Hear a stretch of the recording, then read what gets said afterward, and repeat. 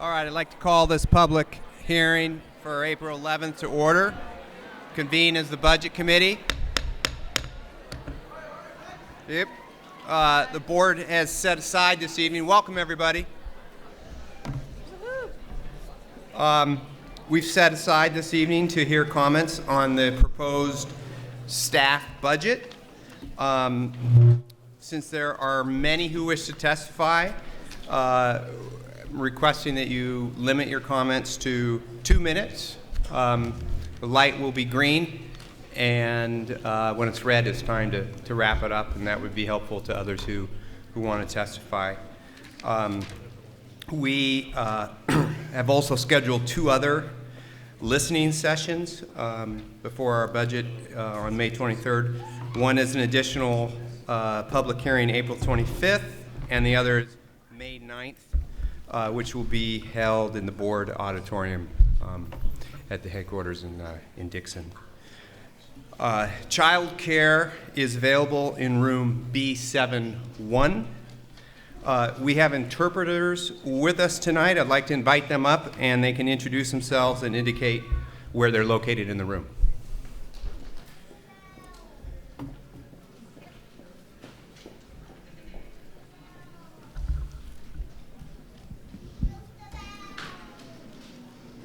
We have how many? Bring them on up. Check.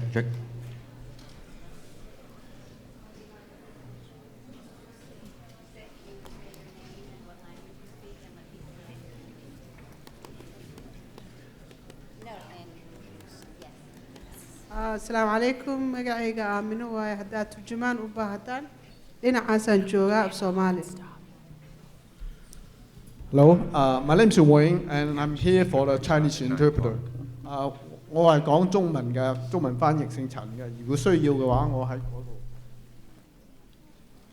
Здравствуйте, меня зовут Ольга Филинова, я перевожу на русский язык. Если вам нужна моя помощь, пожалуйста, я буду здесь, в этом углу. Подойдите. Tôi là Quý Nguyễn, tôi thông dịch cho người Việt Nam, thành ai là Việt Nam có thể kiếm tôi ở phía bên này để tôi giúp quý vị thông dịch tiếng Việt.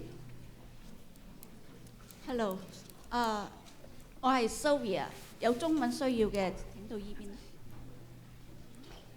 Hola, me llamo Ian, yo trabajo por Portland Public y voy a estar ahí si quieren hablar conmigo.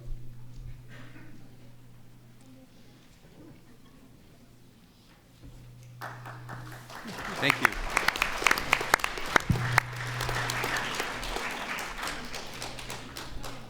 All right, so this is a session we can get your input on the superintendent's budget, and I would like to just comment that is the proposal in front of us. It is beginning.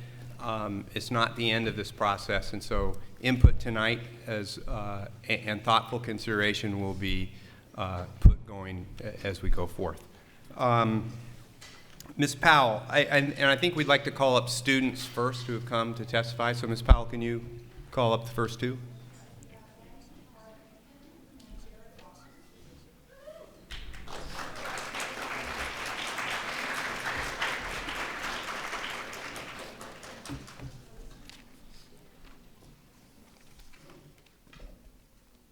Welcome. I was 16 the first time a teacher told me that my mental health was more important than my grades, and I was surprised. For years, I'd swept aside my mental health to be a good student, and why wouldn't I? That is what our school system has expected of me. I never felt like the school district cared about my mental health until Peace in Schools came to Cleveland High School. In Peace in Schools' Mindful Studies class, I was taught skills to de-stress. Mindful Studies was an antidepressant for me. I left every class feeling less depressed than I'd ever felt in high school. I found a community that cared about how I was doing, that inspired me, that understood. I found a refuge. It's because of Peace in Schools program that I was finally able to complete the ACT test without having a mental breakdown. It's because of Peace in Schools that so many of my friends feel safe at school in other classrooms, that so many are getting better grades due to shifts in their mental health. It's because of Peace in Schools that so many of my friends are needing to see their school counselors less and less. I've seen Peace in Schools change a school, a community. In a country where, according to the National Institute of Mental Health, 12% of people aged 12 to 17 had at least one major depressive episode in the past year, where, according to Psychology Today, the average high school student has the same level of anxiety as the average psychiatric patient in the 50s. In a country where anxious and depressed and overstressed students walk high school halls, we need mindfulness. We owe our students Peace in Schools. I urge you to continue to care about your students' well-being. I urge you to look at these facts. I urge you to keep Peace in Schools in our high schools. Thank you. Thank you.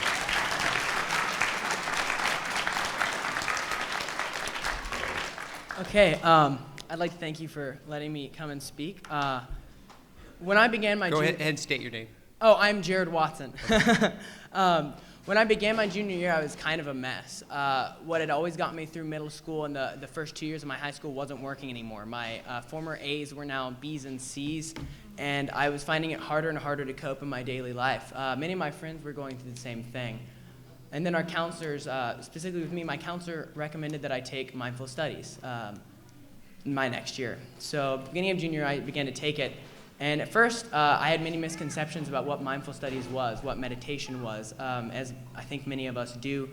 But then my teacher, Barnaby Willett, member of Peace in Schools, began to kind of explain to us and take us through these mindful actions every day.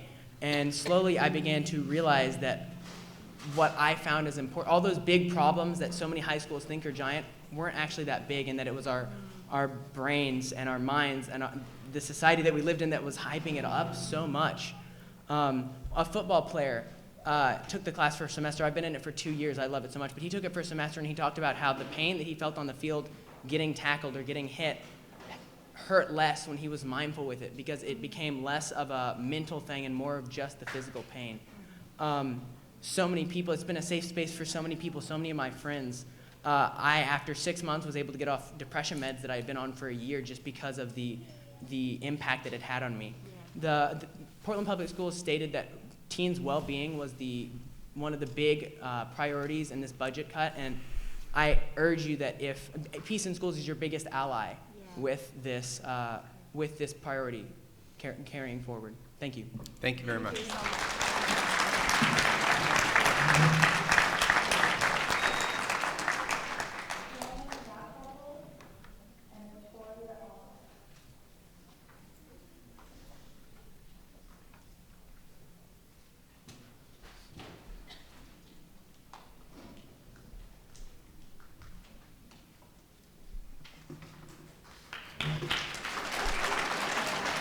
Welcome. Okay. My name is Natoria Arnold, and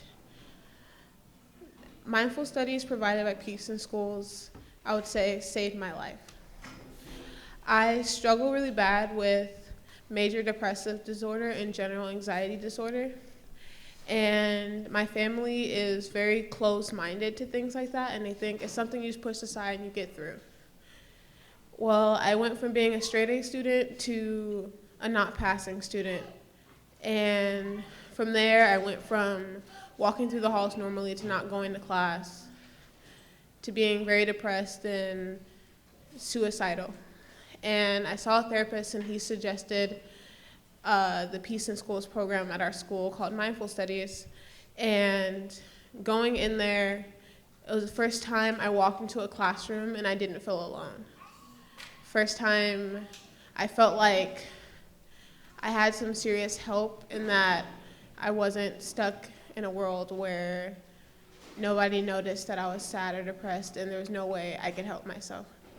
So without mindful studies, I don't know that I'd be standing here talking to you guys today. So thank you for letting me share why Peace in Schools program Mindful Studies is so important to me. Thank you very much. Thank you.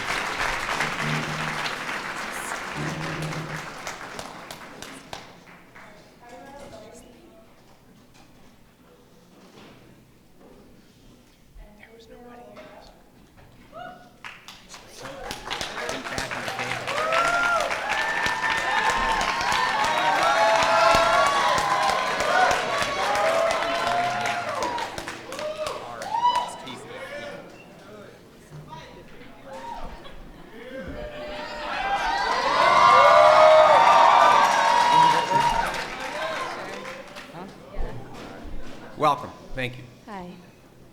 My name is Amaya Gustav. I'm a sophomore at Franklin and a current student in Step Up. I just want to start off by saying Step Up isn't only an after-school tutoring program. It's so much more than that. It's impacted my life and the lives of students so profoundly.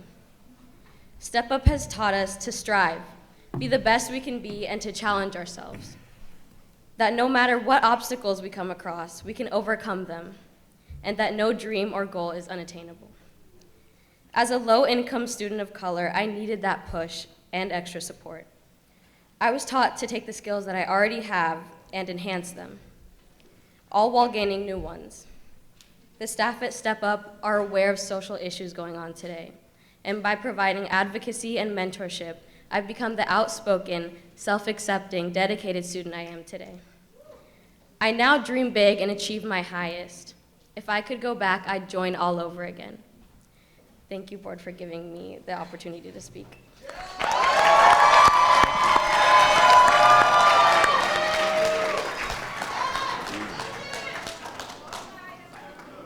My name is Israel Ordaz, and I'm also a sophomore at Franklin High School and a Step Up student. I just want to tell you a little bit about what Step Up means to me and what it's done for me. So I started Step Up at the beginning of my freshman year. I came into high school definitely not the best student, and Step Up has definitely helped a lot with that. And also, it's helped me become a better leader, and it's pushed me out of my comfort zone. And while doing so, has also given me a very, very strong community to fall back on. Step Up has been there for me through everything, and they're there to push me up and encourage me when I'm doing something right, and also to let me know and hold me accountable when I'm doing something not right, and let me know when I need to step up my game, no pun intended. And it's also just been there for me when I've had problems in my life. I had a friend that passed away last year, and Step Up was definitely a very good outlet. I could go to school and I had my advocate to talk to and all the other advocates there to talk to, and also just my fellow students. And that's very important to me. And another reason that Step Up is very important to me is that I feel like it's given me skills to use in my life, and also showed me what it means to carry yourself as a person of color, what it means to carry yourself as a son, as a brother, as a student, and as a friend. Thank you for letting me tell you guys what Step Up means to me. Thank you.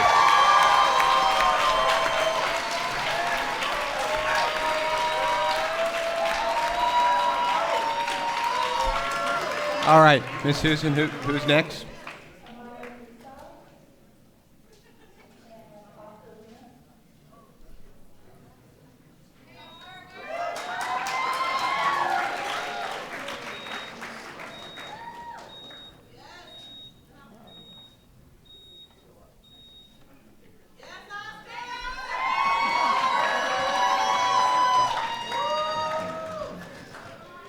Welcome. My name is, wait, is this on? Yeah. All right. My name is Oscar Vera Luna, and I'm a sophomore, and I'm in Step Up. How is budget cut helping us? Are you trying to improve? Are you trying to provide hope for students? These programs are made to help kids with school and life. Step Up helps us with our grades and classes. Our advocates are diverse. They're also great people who take their time and effort to help us succeed. They are like a family to me. They are the reason I come every day and try my best.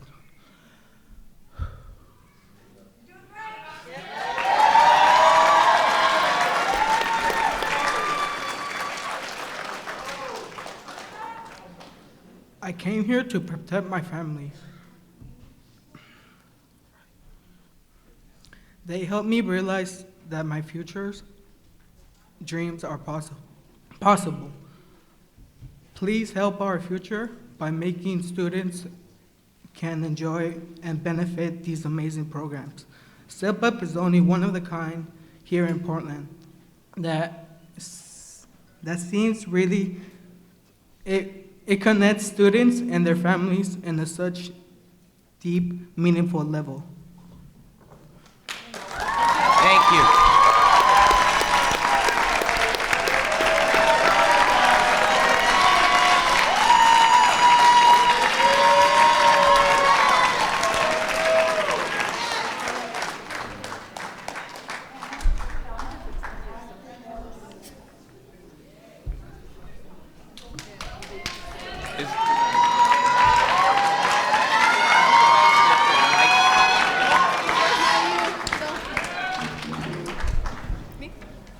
Welcome. Hi. Hi, my name's Ashley Mohulian, and this is my first year in Step Up. When they tell you Step Up is your second family, they mean it literally. The advocates there are really amazing. They don't just help you with what your problems are at school, but they help you with your problems that you have at home. They understand, they listen, they are there for you every day after school, and it doesn't even have to be your advocate. You could talk to anybody else's advocate because they're all your family. Step Up has taught me to communicate with others. When I got into Roosevelt, I was scared because I've never experienced a change in a different school, but them being there like my family has helped me stay with my grades up. They have helped me communicate more with everybody around me. They had helped me learn things that I would have never understood without them being there. My advocate has taught me so much. She was there for me when I had some problems at home. She's there for me when I have problems at school. She's not just there for me when my grades are falling, but she's there for me when my emotions are down. They're all there for you when you need somebody to listen to you. They're there to give you feedback, the feedback that you need. They're not just there academically, but they're there emotionally, and that program has helped me so much this year. Thank you. Thank you.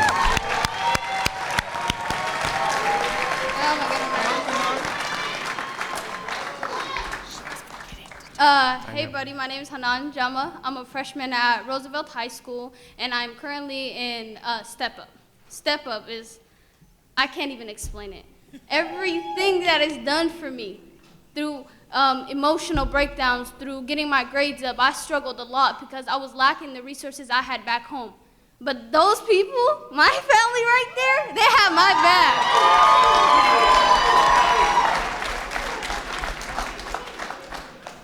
And even though they helped me with school and they helped me with problems at home, they made sure they kept me in check. Get your work done, that's what they told me, and I got my work done.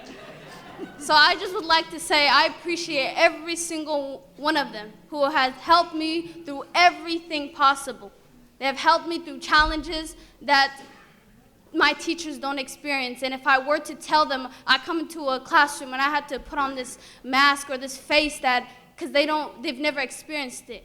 But having these people and having things that they have experienced gave me an open heart, gave me a place that I could talk to them about it, gave me a place that I could say, these things have been affecting me, what can I do? And they were there, and they always supported me through every single thing. They told me that I could achieve things that people limit for me, that people said you cannot achieve. But today I'm proud to say that I can achieve it. And being a woman of color and being in a society where I am oppressed because of how I look or what I wear, these people made it seem like everything and anything is possible for me. So thank you. Thank you.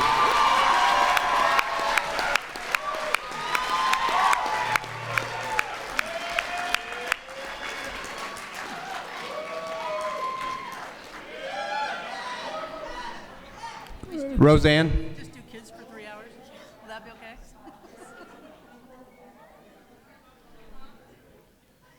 You want to say that again?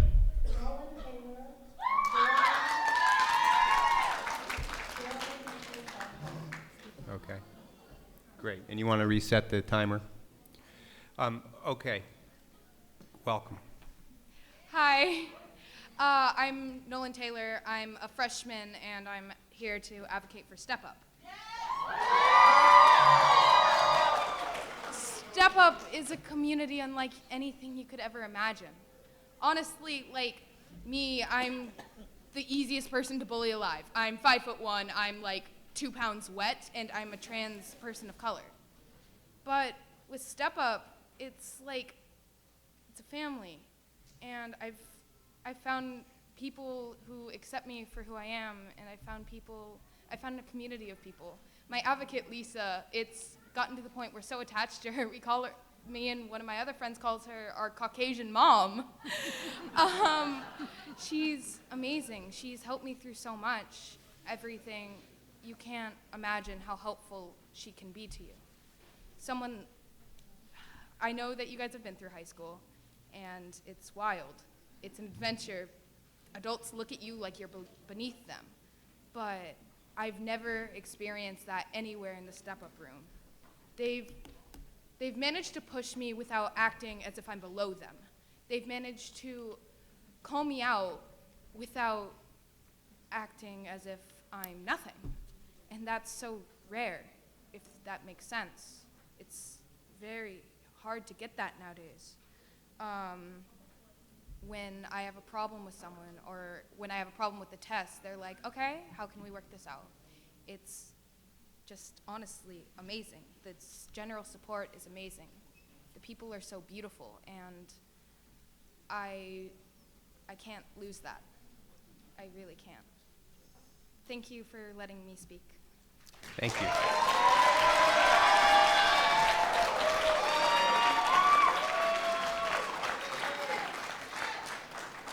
Hi, I'm Jarelli. I'm from Madison High School, and I am part of Step Up, but I am also a Chicana and a Native American.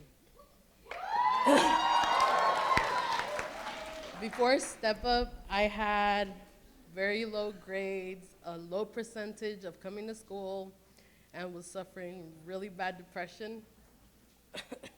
Step Up helped me because they helped me have stronger relationships, not only with the people outside of school, but connections to go and get my goals done how I want them.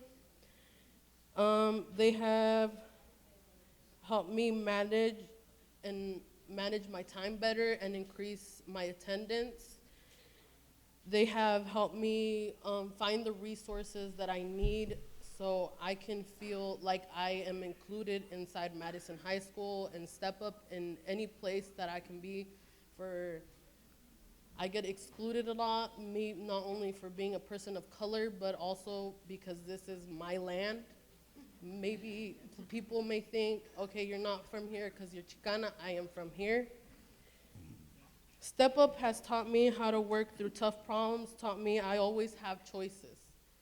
Thanks to Step Up, I have for the continuous help. I know as a young Chicana woman, I will be able to advocate for myself when I enter the real world, the world outside of high school.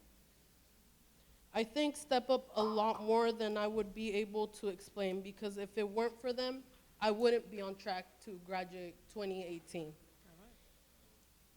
I will be one more Chicana to walk that stage, show the people wrong. And I am one less Chicana out of the streets because of Step Up. Thank you, board, for supporting Step Up. Thank you.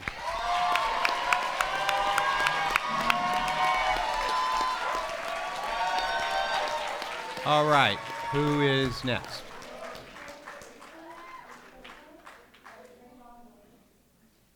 You want to read that first name again?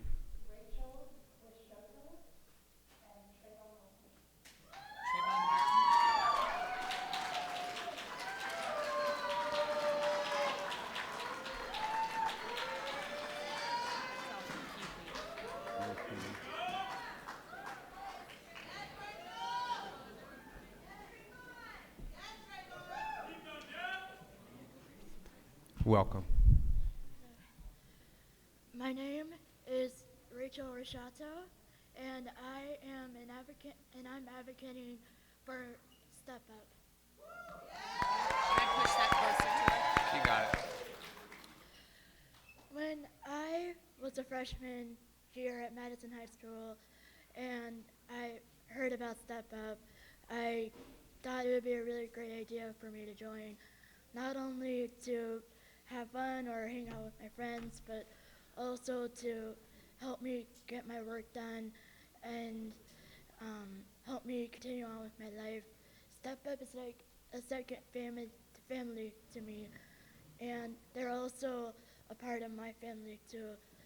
Since I am a student in a wheelchair and have a rare disability, I was afraid that I would be limited to do a lot of things or be able to graduate to high school, but thanks to Step Up, they're like guardian angels to me.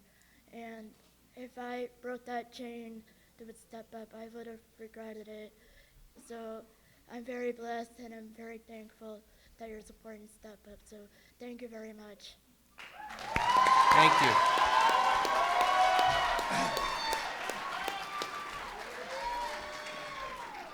Welcome. My name is Trayvon. I'm a senior at Madison High School, and you know I'm representing Step Up, boy.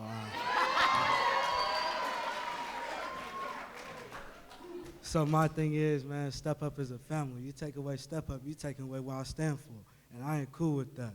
See, you take away Step Up, you taking away the man I am. And trust me, you ain't gonna get that many more kids out here like us, like these people out here supporting y'all.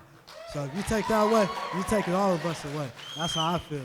If it wasn't for Todd and Star, DK, all these people that I'm listing, if it wasn't for them, I wouldn't be here right now. And I'm really trying to tell y'all, y'all take away this, y'all take away my family. And I ain't cool with that. I ain't cool with that. But I'm cool with y'all. Just don't take away my family. If you take away my family, we're going to be on the street. We're going to be on the street. But just know, man, Step Up is a real home to us, and we care about it. Thank you. Thank you.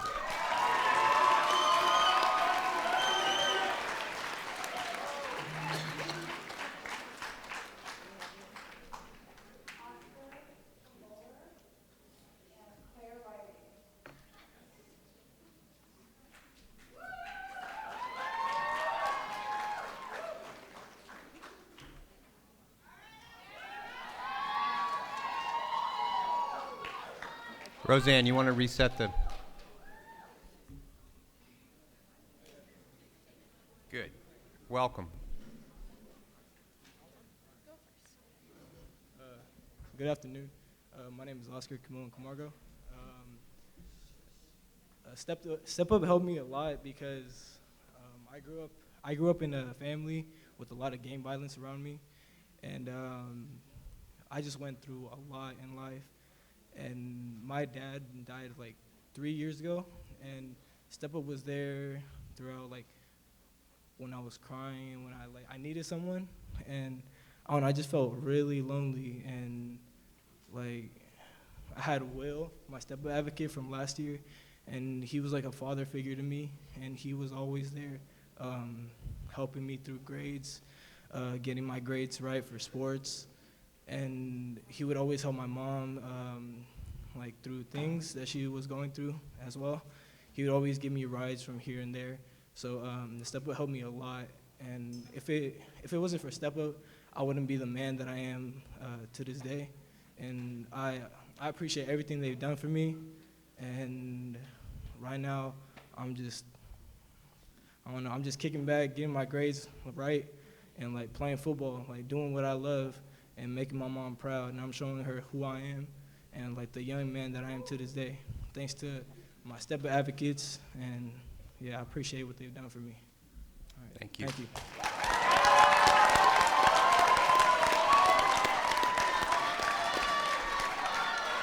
Welcome.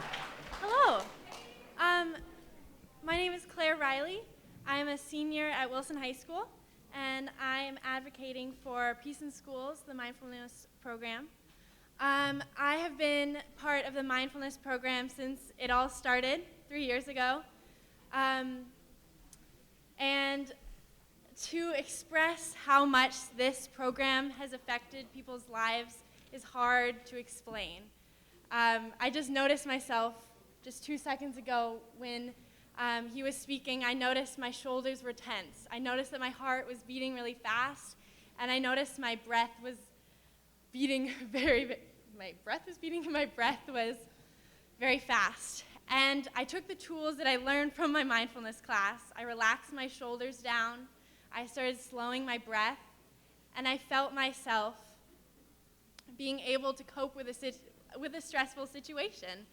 And I think being able to have those tools from this class has really affected my life and many other people's lives to make them a better family member, being able to speak and being able to listen.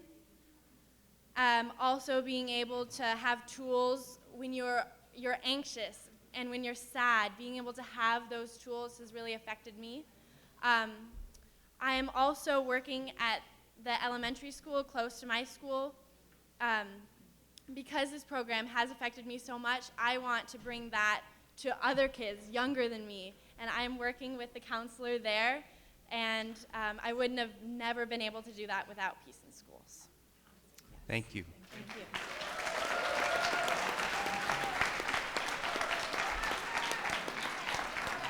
All right, Roseanne.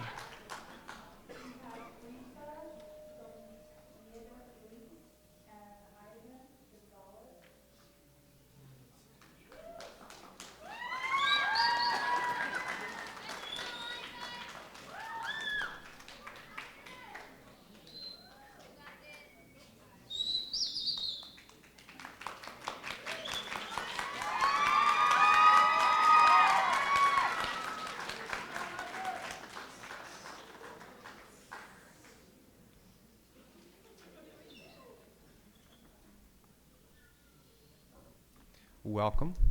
Thank you. Go ahead.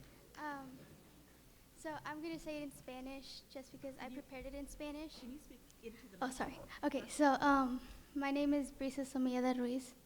I am here on behalf of Latino Network, but I wrote mine in Spanish. So she's going to translate for me. Okay. Buenas tardes, superintendente y miembros de la mesa directiva. Mi nombre es Brisa Sumilla de Ruiz y yo atiendo a la escuela secundaria de Beaumont. Yo soy presidenta y participo en el programa de conexiones que ofrece Latino Network en mi escuela. Good afternoon, Superintendent and board members. My name is Brisa Somilleda Ruiz, and I attend Beaumont Middle School. I participate in the program called Conexiones, and I am also president of that program. This program is offered through Latino Network at my school. A mí me gusta ser parte de este programa porque yo aprendo cómo organizarme y me da un mejor entendimiento de qué esperar en mi futuro y cómo ayudar no solo a mi familia, pero a toda la comunidad latina. I like to participate in this program because I learn how to organize myself and also better understand what to expect in my future and how to help not only my family, but the Latino community. I'd like to take the time to thank Erica. Me gustaría tomar este tiempo para agradecer a Erica Ronquillo por ser no solo una mentora motivacional, pero sino incluso alguien que está ahí para todo mi grupo cuando la necesitamos. Ella nos empuja en nuestras calificaciones como académicamente, pero también es nuestra consejera y una amiga. I would also like to take the time to thank Erika Ronquillo for not only being our motivational mentor, but also for being there when we need her, for being an advisor, to being a teacher, and to being our friend. She is always there to help us make sure we're on a good path and make sure we are on top of our grades and face any obstacles we may face. Erika no solo enseña por el libro, ella, la manera en la que enseña para que nos divirtamos, pero también se asegura que nosotros entendamos qué es lo que nos está enseñando. She not only teaches us through books, but she also takes the time and effort to make sure that we are having a fun time and we completely understand what she is teaching us. He escuchado que más estudiantes latinos de escuelas de Portland Public no se gradúan a tiempo, pero gracias a programas como Conexiones y Escalera dados por Latino Network,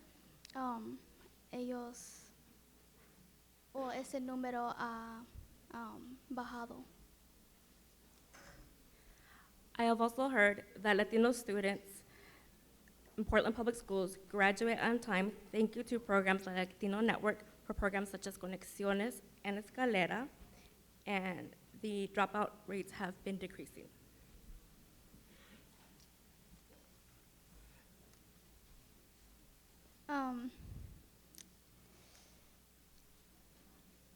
También me gustaría tener la oportunidad, cuanto más pronto, integrarme en el programa de Early Escalera, porque yo estoy en la secundaria, mi último año de secundaria, y me gustaría continuar con estos programas. I would also like to enroll in the program Early Escalera as soon as I get an opportunity.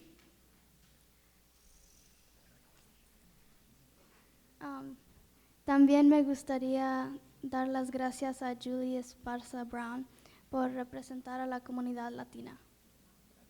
I would also like to thank Julia Esparza Brown for representing the Latino community. Gracias, Superintendente, por permitir que se ofrezcan programas como Conexiones en las escuelas de Portland Public Schools. Muchas gracias por su tiempo. And thank you, Superintendent, for allowing such programs to be part of the Portland Public Schools, such as Conexiones. Thank you so much for your time. Thank you.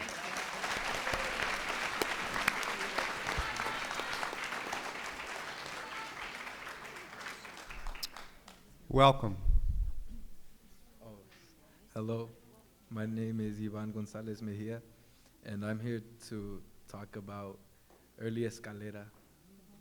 And Early Escalera is a college and career readiness program, and is provided through Latino Network.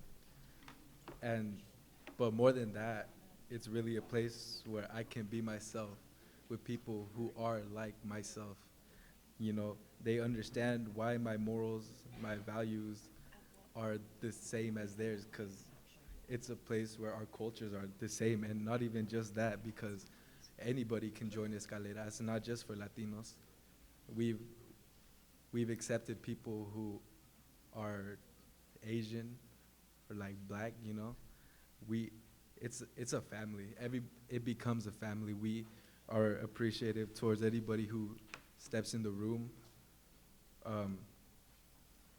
It feels great to have a place where I'm included, and the way I think is understood, because people in there have been through the same situations that I have, and they don't turn away when what other people might think of as different because of my culture. And I think, like, if I think something, they might think the same way, because we're in the same boat. We're all together, and we stick together. It's very supportive, a very supportful group. They don't just say they're there for me. They are there for me. I can talk to them. My instructor, Zaida, she's the best. I can talk to her about anything I want to, and anything really. I can talk to the people in there. Everybody is, shoot, you know, I'm having a hard time, but I really feel love for them, and I'm not a loving person. Thank you.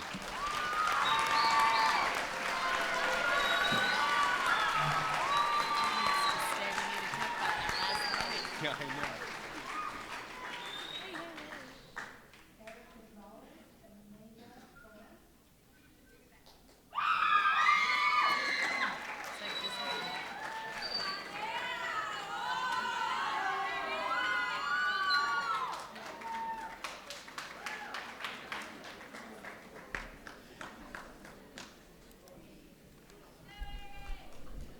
Welcome.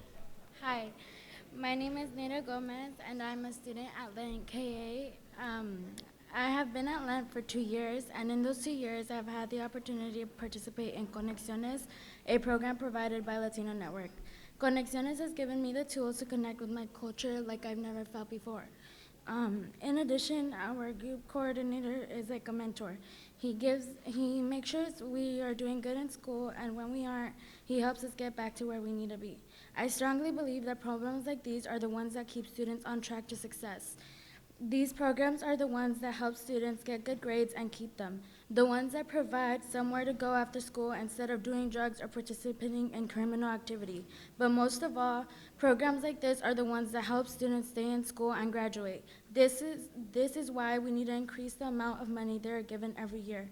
These programs are not only here to be supporting us academically, but they are also here to give us a family, to give us somewhere we can go when we have issues, to be there for us when we are slipping up. They are there for us when we need somewhere to go. Thank you for your time and for supporting these programs. Thank you. All right. Hello, my name is Eric Gonzalez. I'm a senior here at Madison, and I'm in the program Escalera, provided by Latino Network. And yeah, shout out to LatNet. I love LatNet. In Escalera, I've learned a lot of things. It's helped me apply to college for scholarships, be ready for interviews, get a summer internship, and it's just all positive there. And I've been working in landscaping and construction since I was a little boy. I'm an immigrant, and I wasn't born here, you know, so the people in Escalera have really taught me that I can go to college, and I don't have to be mowing anybody's lawn anymore, that I can go to school and make my family proud. And I've seen Escalera do that for many of my peers, and I don't think it's a debate of whether or not we should fund it. You know, with Escalera seniors having 100% graduation rate, why would you want to take that away from us? That should just be there. So yeah, thank you for your time, guys. Thank you.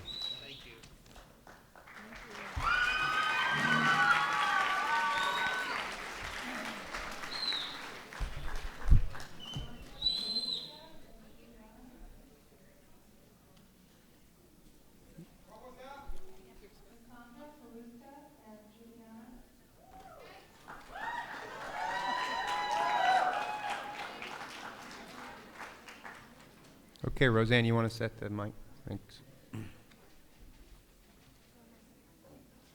Welcome. Hello, my name is Cassandra Fervisca, and I'm a junior at Roosevelt High School. I'm here to tell you how important and how much I enjoy being in Step Up and in Escalera. Without these two after-school programs, I wouldn't be where I am today. They are my second family because I am able to be myself around them without them judging me. I have the best Step Up advocates and the best Escalera leader that are keeping me on track to graduate so I can make my parents proud. Thank you.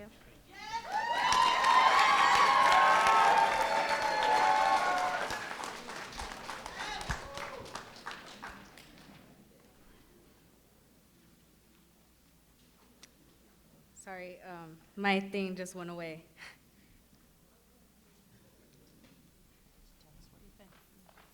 Okay, I'm Juliana Martinez. I'm a freshman at Franklin High School, and I'm here for the Latino Network program. Growing up, college wasn't even a choice.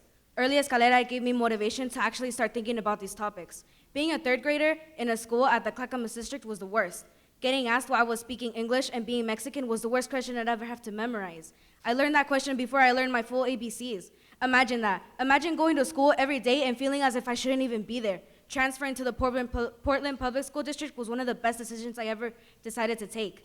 I mean, let me ask you, why would you take after-school programs like Latino Network and Early Escalera out for the next school year? I'm Mexican, and I never learned a thing about my culture because I was always getting told that it didn't matter. Because of Early Escalera, I was able to learn about my history, learn about the reasons of why I should keep trying in school. With all due respect, I don't think you understand how hard it is to have to teach yourself that you are not a mistake because of your damn skin color.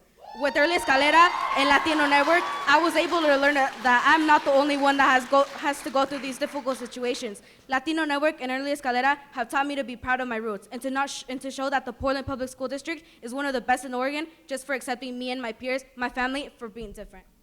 Thank you. I think she told us what she thought. All right.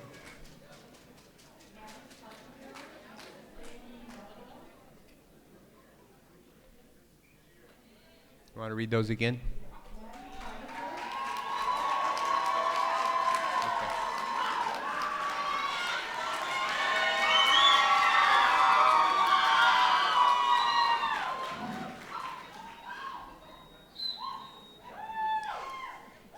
Welcome. Glad to be here. So, I'm here for SEI, and I'm here to tell my testimony about how this program has been a huge part of my life. It's actually been a huge building block in my community and in my family. I'm actually a second-generation SEI student. My dad and a lot of his siblings were raised through this program. And because of that, I actually have a huge connection to this program. A lot of the staff and the coordinators that are involved in this program have known me ever since I was born. I was pretty much heir to this program. But without this program, there's a lot of faces that I wouldn't have met. There's a lot of students within this program that I wouldn't have met. I'm actually best friends with one of the board members here. And SEI gave me that opportunity to be connected to more people that look like me. When I was young, I got into the program when I was in second grade, and it was the first time that I had seen so many people of color. I went to Vernon, and there was diversity at Vernon, but never had I seen that many people of color from all around the city. I couldn't have imagined that there were so many people in this city that looked like me. And it was important for me to see that, because as I've grown up, that's become important to me to notice diversity and the change in my community and equity. And so I feel like that's created a big part of who I am and what I stand for today. And without SEI, that wouldn't be important to me. I would have ended up going to Beaumont in middle school, and all of those things would have just not existed to me. And without SEI, there's a lot of important faces that SEI introduces us to a lot of people. So then each and every one of us has opportunities to get to know somebody who has been in, is that it for me? That's if you could wrap up that. Okay, well, SEI has given me the opportunity to get to know a lot of people that are in the fields that I want to work in and learn things in, and because of that, I plan to be one of the first generation college students in my family, and they are providing opportunities for me to get connected to people that will eventually push me toward my goals. So. Thank you. So my name is Maddie. Unlike Naaman here, I started out in SEI as a freshman, but I still have gotten that same environment of family. My parents are divorced, so typically when your parents are divorced, you have 2 homes, but I would like to say I have 3. My third being my coordinator's office, because as an inside joke, me and some of my friends say we're in there more than he is. But because of that, like, we know when he's there, so we know when to go to him, and when he's not there, we always have other coordinators like Miss Sarah and Miss Nexus. So just having that opportunity is great. And then also because of SCI, as a white student, typically we're not exposed to the same diversity as others get. So going to SCI and going to Jefferson, like, it has allowed me to see things that I probably would not have seen if I went to Lincoln like my dad wanted. So going to Jefferson and taking part in SCI has been beneficial to seeing, like, what I can do with my white privilege to help with problems such as negative effects of gentrification and things like that. So SEI has not only helped me become a better person, but it has also helped me see where in the community I can help to make that a better place. Thank you.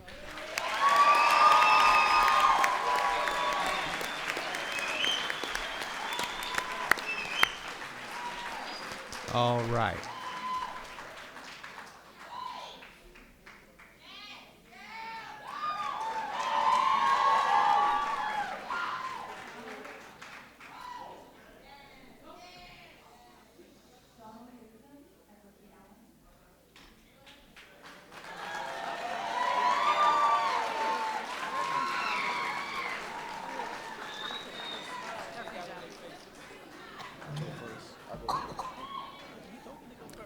Welcome. Welcome, you guys. We're the first adults to come up here. Yeah. Adults have Yeah. back to follow. Yeah, definitely. I thought you were kids. Well, my name is Donald Dixon. I'm a guidance counselor at Jefferson High School, and I started in the district in 1978. So this is my 38th year in the district. Wow. Ironically, I started here at Madison High School.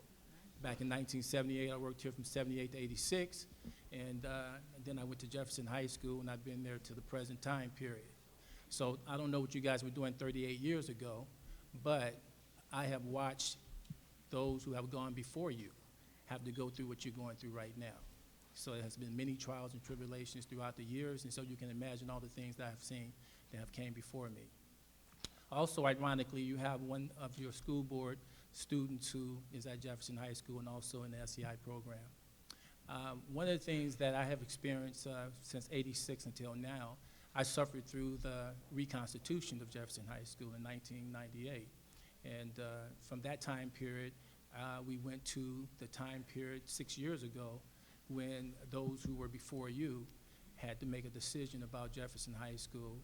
And we had been dating SEI for many years, and we had also been dating PCC for many years.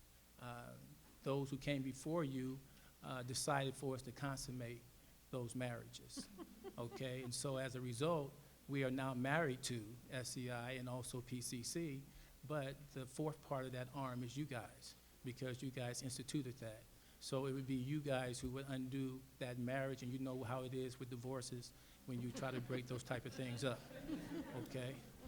The other thing that I wanted to say just briefly is that because of SEI being that partner, we also have increased our, of course, graduation rate, and then also we have also closed the achievement gap for African American students. Yeah. Thank you.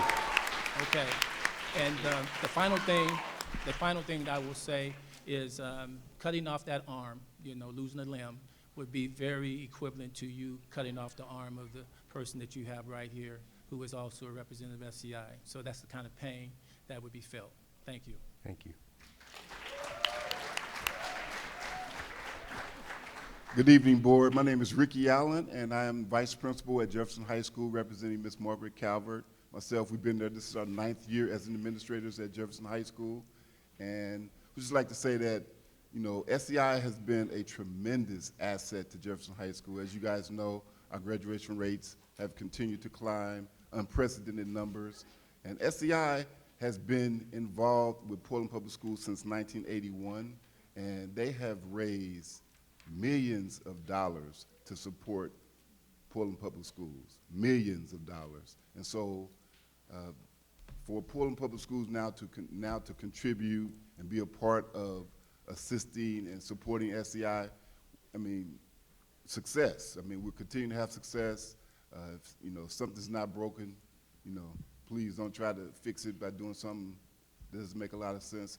SEI do things that teachers, that sometimes the parents can't do. They develop relationships with the young people that it's just, it's been wonderful to, you know, to see just how we progress. So I just want to say I really appreciate the opportunity to be able to speak to you and to talk about just how important SEI has been to the Jefferson High School entire community. Thank you very much.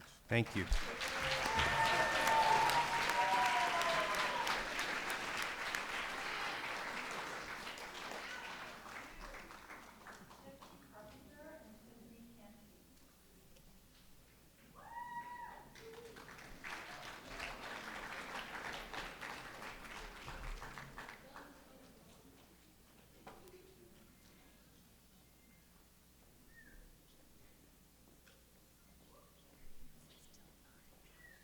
Welcome. Hi, my name is Tiffany Carpenter. I'm a mom of a senior at Jefferson and also a sophomore, soon to be a senior, actually. She's skipping a grade thanks to SEI and everything. So I can't speak enough to what SEI has done for my family and my daughters, specifically Maddie, who you heard speak earlier. She's traditionally been a very shy child, more introverted, and with the assistance of her coordinator, Jimmy, but the whole SCI community, she's gained a family that, like she said, with a split household has really been a huge help. It's been a comfort to me as a mother to know that she has all these resources that sometimes I cannot provide. On not just a physical level, but an emotional level. She's got a lot of support. And the community has just been amazing. And she's also, it's pushed her to want to excel, to broaden her scope educationally.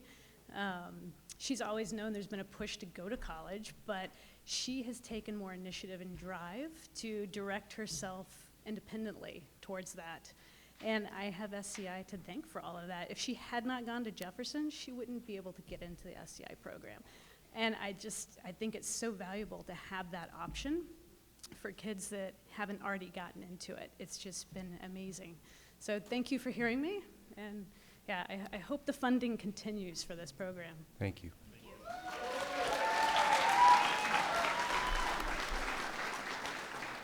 Welcome. Hi, I'm the other Tiffany of Jefferson High School. I'm also the vice president of the Jefferson PTSA. There's not really enough that I can say about SCI. There was a publication done in the Scanner newspaper that said it most. At-risk program puts black students' graduation rate above white students' state average, period.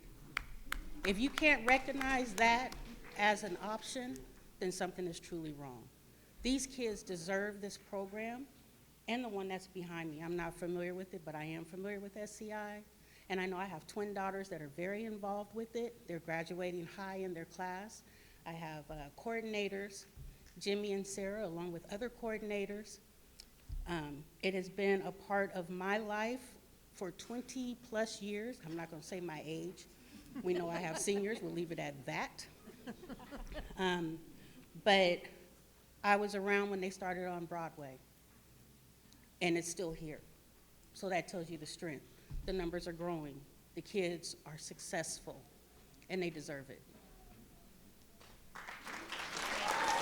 Thank you. Thank you.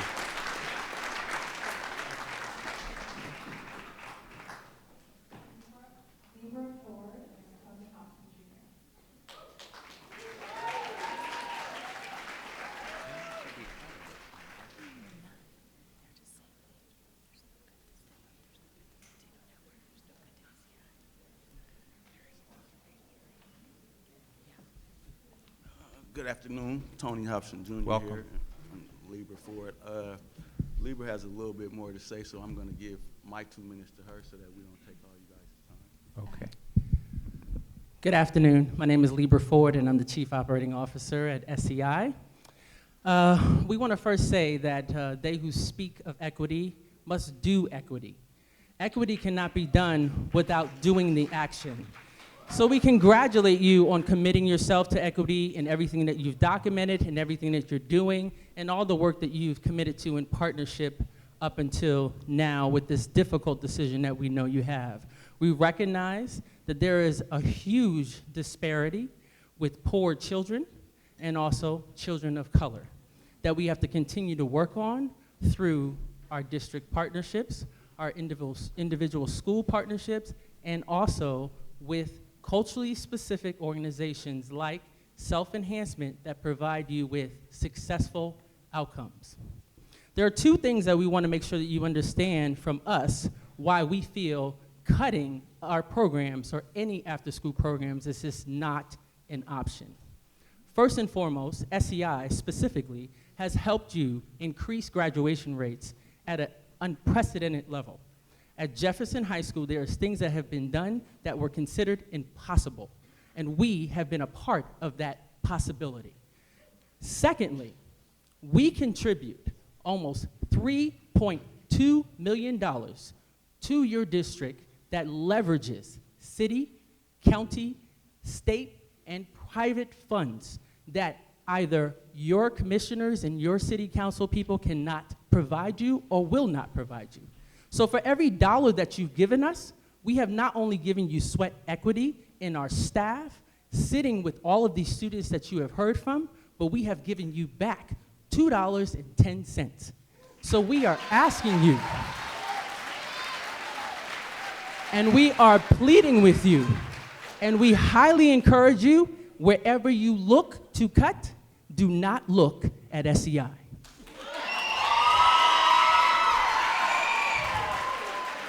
Last but not least, like I started, you speak of equity, and we recognize that.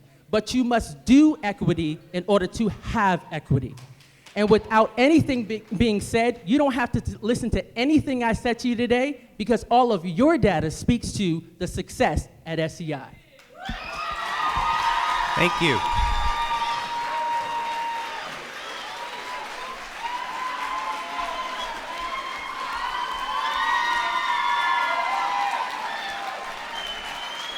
All right, Roseanne.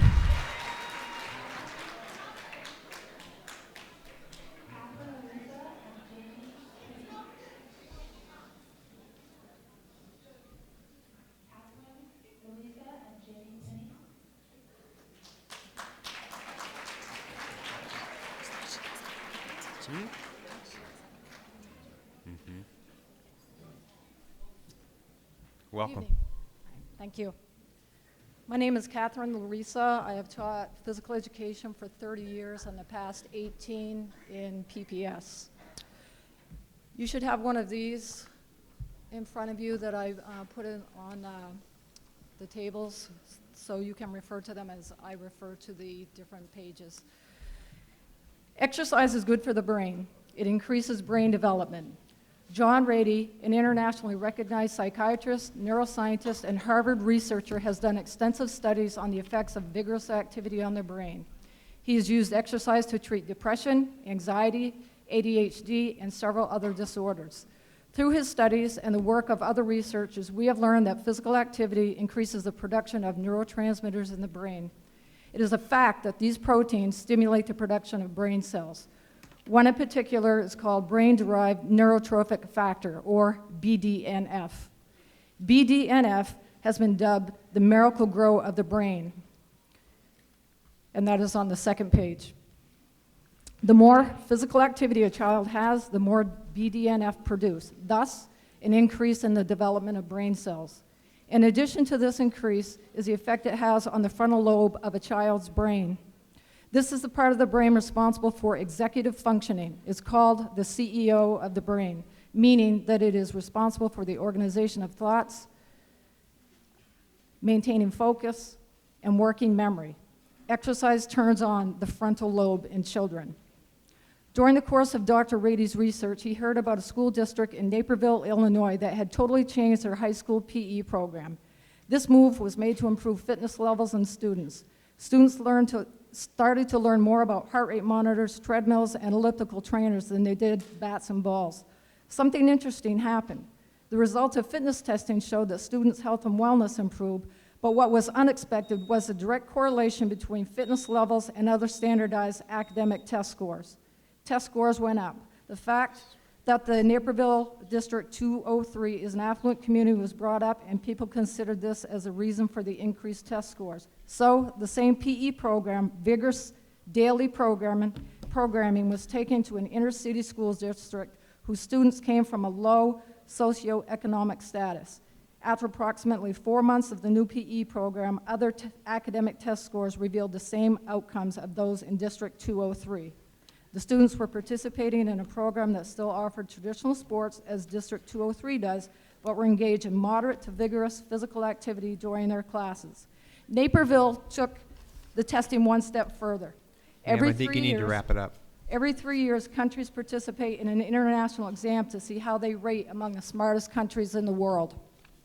Naperville registered as their own country. They came in first in science and sixth in math in the world.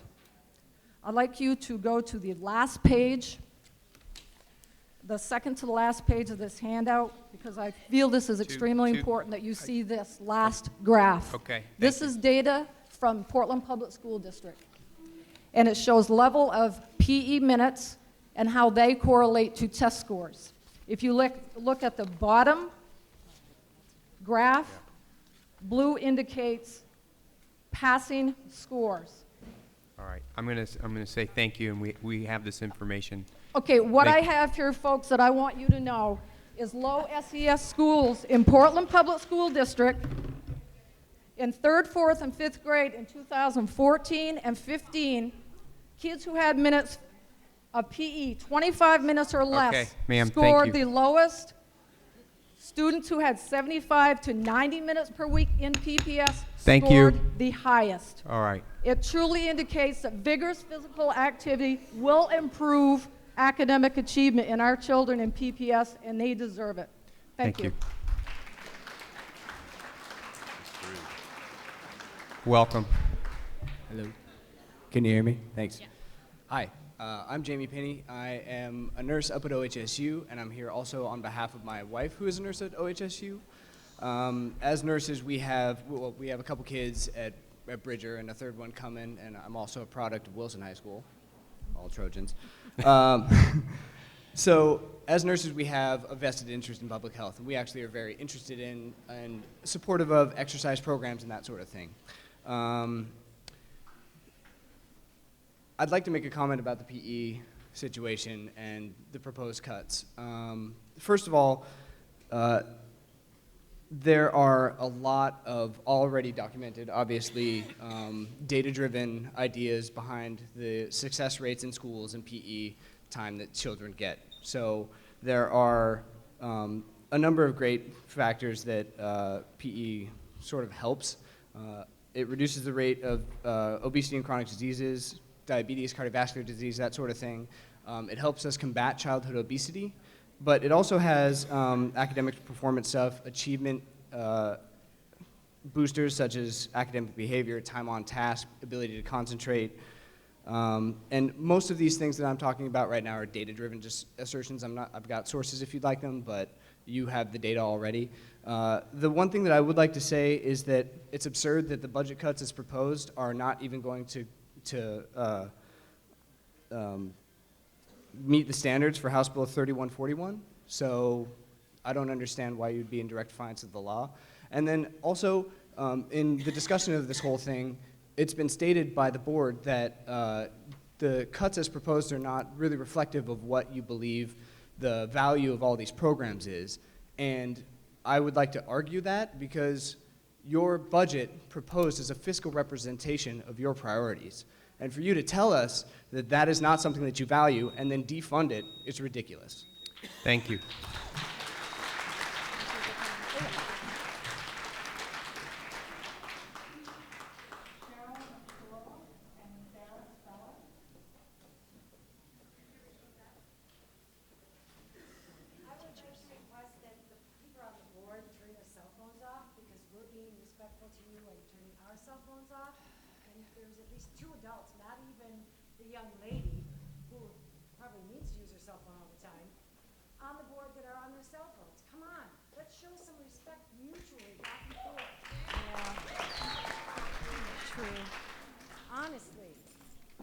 Welcome.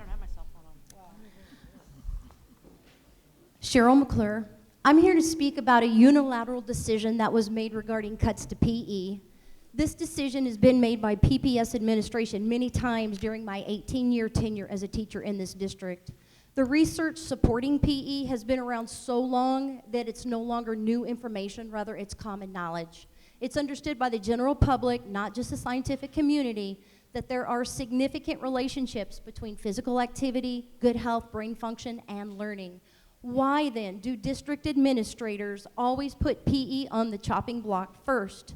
We now have House Bill 31 in Oregon that mandates the number of minutes children must spend in physical education to avoid the problem I just outlined. House Bill 3141 is a law. School districts receive the majority of their funding from the state to run their districts, and part of running the district is to abide by the laws set forth. The district is not at liberty to pick and choose which laws it will follow and which laws it will not. Oregon districts have had 10 years to come up with a plan to abide by this law.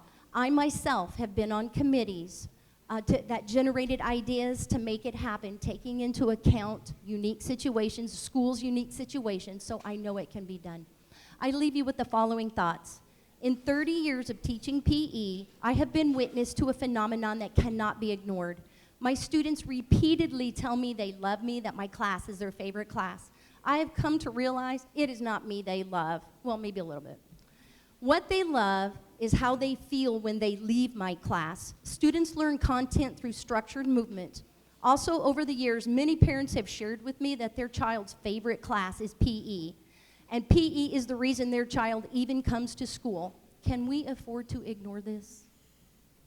Thank you. Pardon? I'm standing because sitting is the new smoking. All right, I've been with PPS for 20 years. I've been in front of the school board many, many, many times. And again, I'm here tonight to fight for kids and their right to have physical education. Tonight, I'm going to speak about the elephant in the room, the non-transparent use of creative descriptors to name positions at our administrative building. I don't need to remind you what your budget prospects are. PPS is one of the largest school districts in the Pacific Northwest, yet we continually fail our children, families, and community with making poor fiscal choices. Currently, we have 176 administrative positions. We have 3,506 teaching positions. What isn't understood in the thin veil of transparency when it comes to the 448 positions under the category of non-represented, as well as the additional 501 positions listed under other. Adding them up, it's a total of 1,125 positions, nearly 31% that of our teaching staff. When initial cuts were made, the district softened the blow by stating, we will take 57 positions at the administrative level. What they didn't say is most of those positions hadn't been filled at all. So what you're doing is you're cutting ghost positions that aren't even there. That's a lie. Why are we not being honest? I don't get it. Meaning they are not actually cutting positions which someone is actually doing work with our kids. The 70 cuts to teaching staff were all too real. Of the 70, 11 are physical education. This is not only inequitable, it is beyond acceptable when House Bill 3141 demands we have PE daily for our students K through 8. An administrator actually joked, maybe the area superintendents got together and decided to ignore this bill. Ha ha. This actually happened in a professional teacher-staff meeting a week ago. In 2015, the district received recommendations from an audit done by KPMG. Media reports confirmed what most of us already have known. PPS is too top-heavy. The audit recommends reducing management layers to maintain staffing at the school level, yet PPS does not. They actually increase these positions over the next 2 years. We're moving in the wrong direction. I'm a dedicated teacher. My son has attended this school system since pre-K. We have to do better to our kids. Thank you.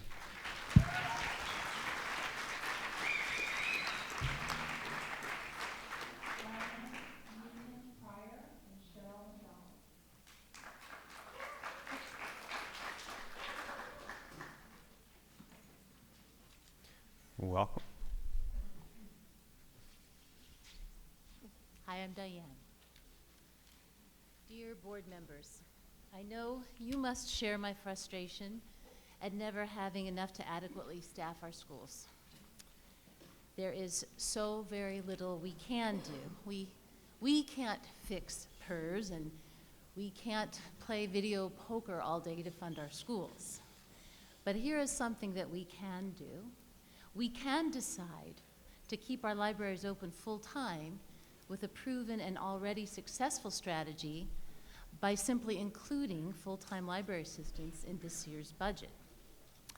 With no doubt the best of intentions, you have inadvertently and unnecessarily asked for PPS libraries to be closed for half of the 2017-2018 school year. And you've done this by mandating a 0.5 certified media specialist and not allowing for the library assistants that work in tandem with them for half the cost. In this time of alternative facts and fake news, this is definitely not in the best interest of our kids. And yes, even in elementary schools, we are teaching them to question and evaluate sources and being continually challenged to think critically. It's counterintuitive to shutter the libraries. It's counterintuitive to fostering a love of reading, to helping third graders reach benchmark, to using the $6,000 worth of equipment and books that we purchased this year, and to helping implement the new reading adoption that is rolling out in PPS right now. Every one of our students deserves better. We ask our students to wonder about things, to come up with questions that will help them understand. My wonder is, what is your thought process, and where did you get your information to help you decide how to tell the principals how to use their FTE? I say there's already too much ignorance in our world. Please do not close PPS libraries when you don't have to. Thank you. Thank you.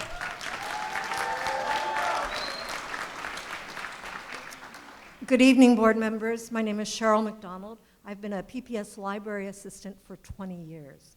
I am so sad at the prospect of half-time libraries. We are in a climate of an anti-education agenda and alternative facts. We need libraries more than ever. Beyond the facts, we introduce children to a wide range of rich, diverse literature that allows them to see the world through different eyes, through a different perspective. It builds empathy, it builds understanding. Libraries build bridges and tear down walls. I love my job. How can I not? I connect books and kids. I hope I inspire my students to stay curious forever and learn something new every day. I get to see these kids from kindergarten through 5th grade. I watch them grow. I get to feed so much marvelous potential in these children. We don't know who's going to be a doctor, a scientist, a teacher, who's going to change the world. For a lot of kids, the school library is the only library they have regular access to. What is the cost in wasted potential by closing libraries? One goal of the media specialist mandate was to add staff, increase the hours libraries are open. Within this budget, that mandate will do the opposite. I really don't get the rationale for closing libraries half-time when we don't have to. PPS has a proven way to keep libraries open full-time within the proposed budget. Library assistants have been staffing PPS libraries for at least 3 decades. We are professional, we are knowledgeable, we are experienced. We are resourceful, which means we all often do a lot with nothing. We are passionate about libraries. You guys are about to put a measure on the ballot asking for a boatload of money.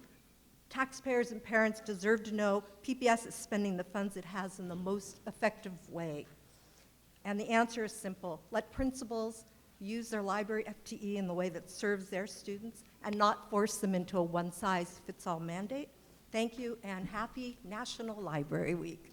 Thank you. National Library Month.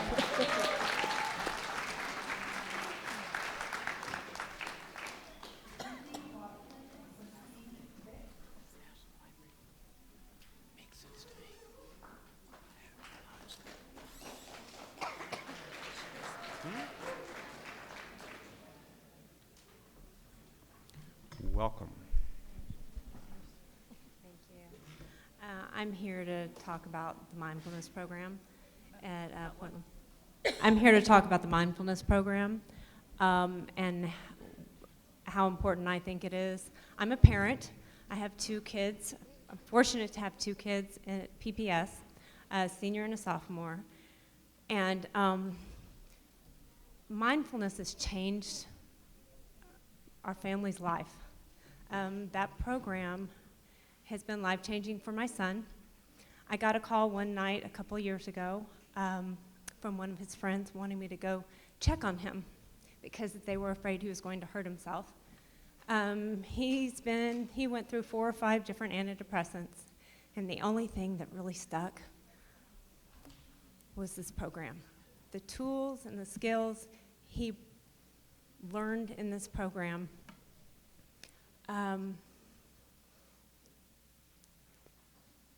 changed his life and therefore changed the rest of our lives.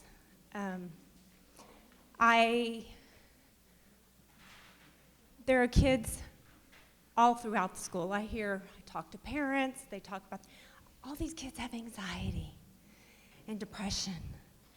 And so many kids are on antidepressants. And so many kids are self-medicating a lot. And I think this program offers them other options for that and how to deal with their stress in school and out of school. I think that the tools and skills that my son, as a senior, is walking away with from this class are probably the most important skills he's coming out of high school with. Thank you. Thank you.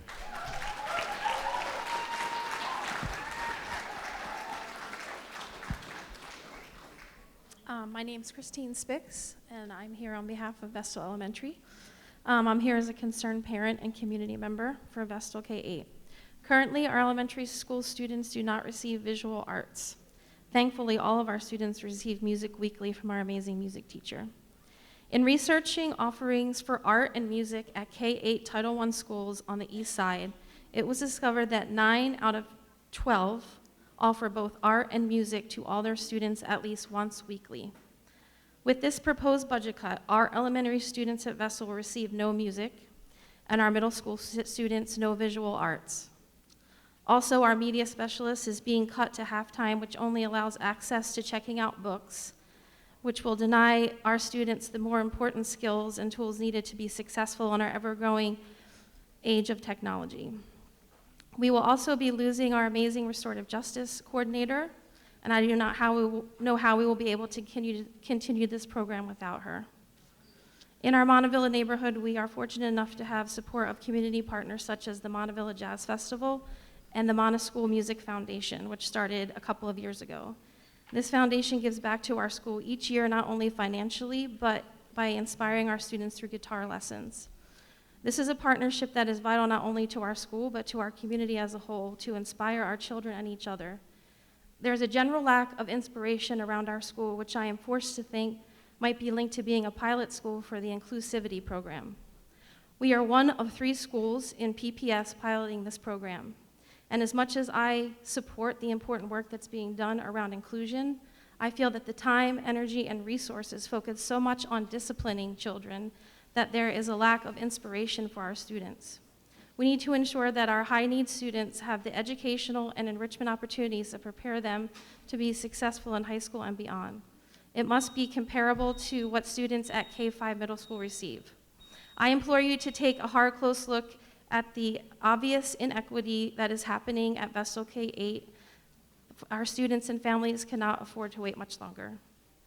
And I just want to add, I was really inspired tonight by the students that spoke here tonight, and it shows that our students are hungry for inspiration, peace, and a voice. And if we want Portland to grow into the amazing city that it is, represented here tonight in this room, we need a big change to how we are funding. All our funding is allocated in PPS. Between property taxes and art taxes we pay, we should not have to choose between music or art for our students. Thank you.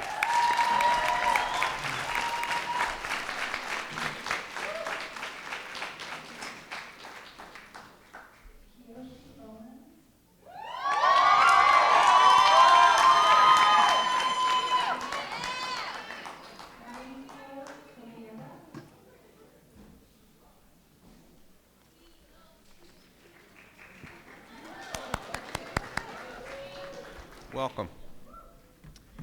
Good evening. Hope y'all are doing well today. My name is Kiyoshi Owens, and I'm here as someone who loves Step Up, an open school.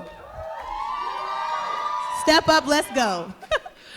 I love this work, and I just want to share a little bit about my why. Why do I love this? When I was 17 years old, I was a high school dropout out of North Portland. My mother was in an abusive relationship. We didn't have heat in our house. I was wandering the streets looking for love, looking for a home, looking for some place to be accepted. And I wandered in to Open Meadow Alternative School by Arby's. They used to be my Boys and Girls Club. And I had these 2 guys who said, come in. They didn't know who I was. They didn't know what I was about, but they knew I wanted to do something good. And they let me in, and they don't realize it, but they saved my life. During that time, why was I a dropout? Because I didn't have teachers who looked like me. They didn't understand where I came from. They didn't understand my background. My culture was not validated. They made sure and let me know that I did not belong there. And when I fell through the cracks my freshman year, which is our largest population in Step Up, nobody called me. Nobody called to see where I was when I was getting caught up in drugs and when I was out here, men trying to do whatever they tried to do to me. Nobody cared about me. So I made sure, because of them, that I came back and paid my dues to make sure that they don't have to go through the same type of stuff that I had to go through. They don't deserve that.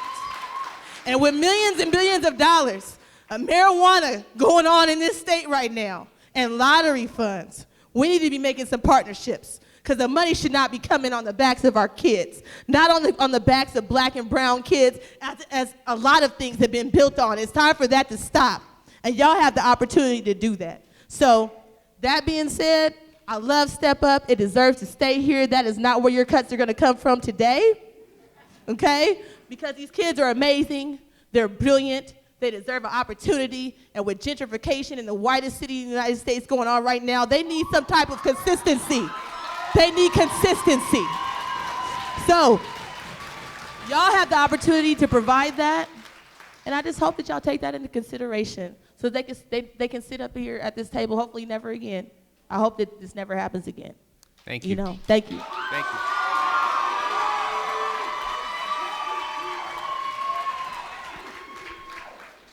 Good evening. My name is Mauricio Somilleda, and I want to thank you all for being here, and I want to thank the superintendent and all the staff that they have dedicated their time for our students and our family. And I also want to say that what a privilege it is here to testify in front of our student, Alima. Thank you so much. And so also, you know, my daughter, she testified earlier today, and I also want to say thank you, Ms. Barca, for being a Latina role model for my family and my daughter. I wish that these situations weren't so tough. I know these are difficult times, and by no means I blame you for the difficult situation that you guys sit in. You know, I don't invite you. I mean, I do not wish to be in your seat right now. I know that what we're facing right now is a result of a broken system. And I know and I trust that you guys will do the best you can to keep the playing level equitable. A lot has been said about how important the programs are, and I'm just going to be brief, and I'm going to tell my story about how the services have provided our families. And so, my oldest son is a Jefferson sophomore, and he has received services through SCI. And I can tell you that thanks to the services, I feel confident that he'll be the first one to go to college in our family. Yeah. And again, that's because of specific culture, specific services. My daughter, who testified earlier today, you know, she was a little girl that would be the last one in her class to raise her hand. And thanks to Conexiones, provided by Latino Network, now she's a leader. She's the president of her school club, and she's involved in so many different activities that, I get tired. But and so just briefly, I want to thank you for doing your best, and please consider doing the right thing. Thank you.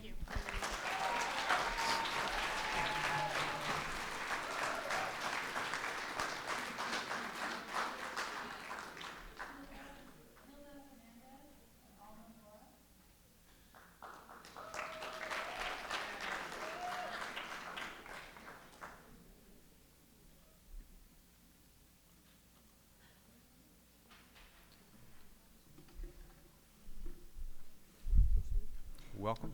Buenas tardes. Yo creo que antes de recortar el presupuesto, pensemos en estudiantes que no se graduarán. Good evening, everyone. Good evening, everyone. Thank you for being here. Says, I believe, I'm going to use you. I believe that before cutting these programs and before cutting the budget, we should think about the students that aren't graduating. Las clases son de muchos estudiantes y los maestros hacen doble trabajo. The classes are about and for many students, and the teachers are doing double work. Y quieren quitar programas que ayudan y hacen hasta lo imposible para ayudar a familias, estudiantes y a la comunidad. Thank you. She says, and you guys are looking and wanting to cut programs that help and make possible. Yeah, what's the place? Yeah. Se ayudan a quitar programas que ayudan, hacen hasta lo imposible para ayudar.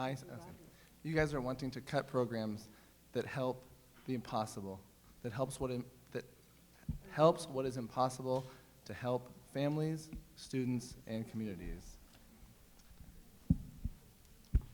Programas como Step Up, Escalera, Hacienda, Conexiones, SAN, Bravo, Get Up, agentes comunitarios, mentores, terapistas, inmersión y demás son bien importantes en la educación de nuestros hijos. Yeah, programs like Step Up, Escalera, Hacienda, Conexiones, otros grupos, Bravo se llama, Get Up, Agentes comunitarios. yeah, community agents, mentors, therapists, immersion programs, and all of the rest are extremely important to the education of all these students. Si queremos un mundo mejor, luchemos por una educación y mejores escuelas, porque eso va a ser un mundo mejor el día de mañana. So if we want a future and a better world, we will fight for better education and for better schools for a better tomorrow. Thank you.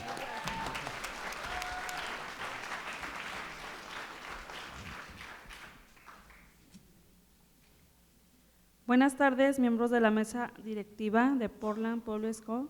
Mi nombre es Alma Mora. Soy mamá de 3 estudiantes en Portland Public School, Bowman and Wrigley.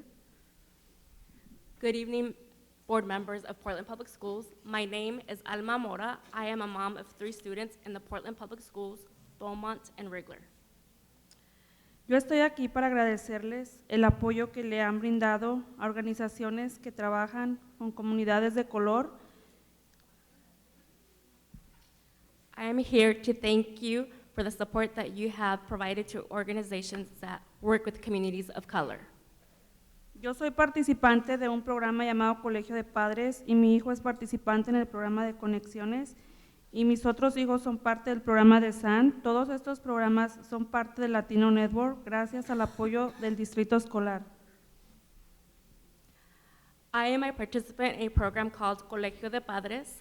My son is a participant in a program called Conexiones, and my other children are participants in the SUN program. All these programs are part of Latino Network. Thank you for the support. Nuestra familia y nuestra comunidad no solo se ha mejorado, sino que también se ha transformado gracias a estos programas.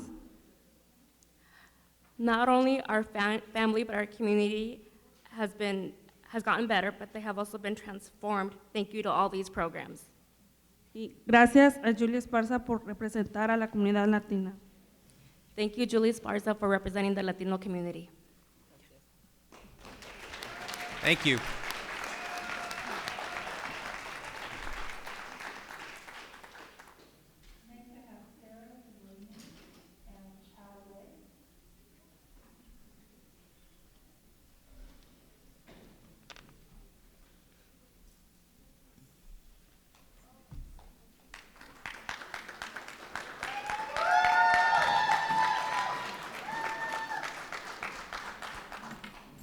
Welcome. Thank you.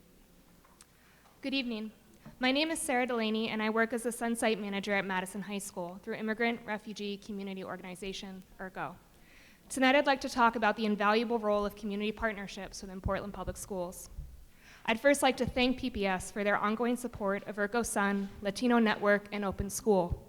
In the current school year to date, these agencies together have served a total of 582 Madison students, over 70% of whom identify as students of color, and nearly half report a primary language other than English. Through working with our students, I have seen the systemic barriers that threaten their learning, yet it is their resilience, brilliance, strength, and promise that are most apparent. As a Sun School agency, IRCO empowers families from around the world to build new lives and achieve self-sufficiency here in Greater Portland. Their culturally specific programs provide services ranging from food pantries and ESL classes to gang prevention and college readiness. We know that staff who share the language and experiences of our students are best positioned to help them succeed. Last year, the Office of Educational Partnerships gave funding that helped Madison Sun hire a Somali staff member who was instrumental in building cultural and linguistic bridges between our Somali families, students, and staff. This level of engagement would not have been possible without these funds. Despite the difficult financial decisions that lie ahead, we urge the board to preserve and invest in community school partnerships and culturally specific programming. They are effective and pragmatic solutions that bear the returns of a more vibrant and thriving community. Because investing in the futures of our immigrant and refugee families, addressing the historic inequities caused by systemic oppression, and positively transforming the lives of our most marginalized and vulnerable youth are mission statements that don't just belong to ERCO, or Open School, or Latino Network. They belong to all of us. We own them and are equally responsible for their outcomes. Thank you. Thank you.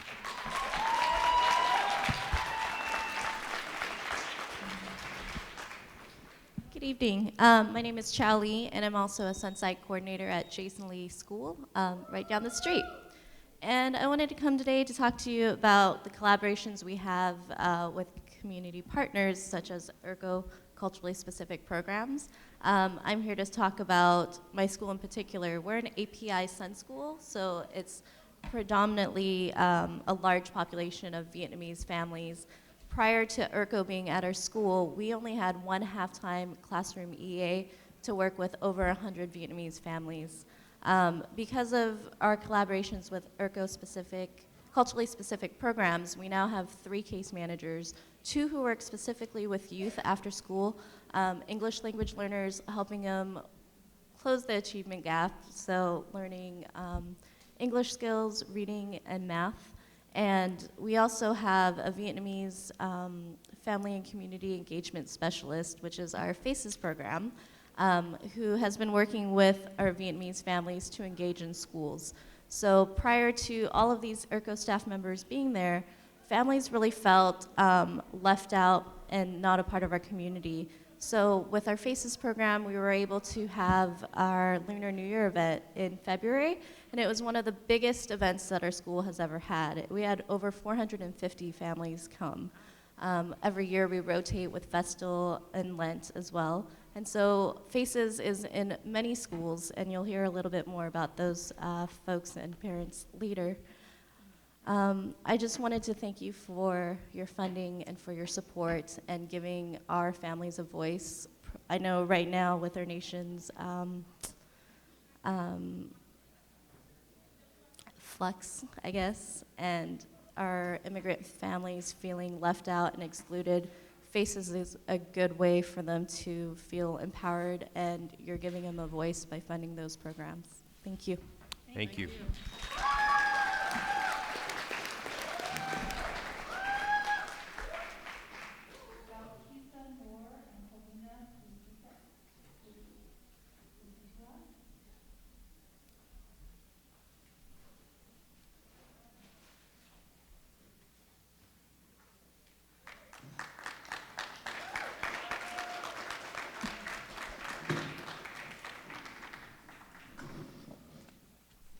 Welcome.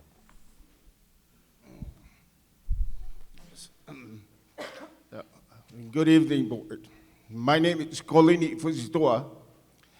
I'm a family and community engagement program coordinator at ERCO and Refugee Community Organization to the Department of Equity and Partnership at Portland Public School. Thank you for the funds to run the program.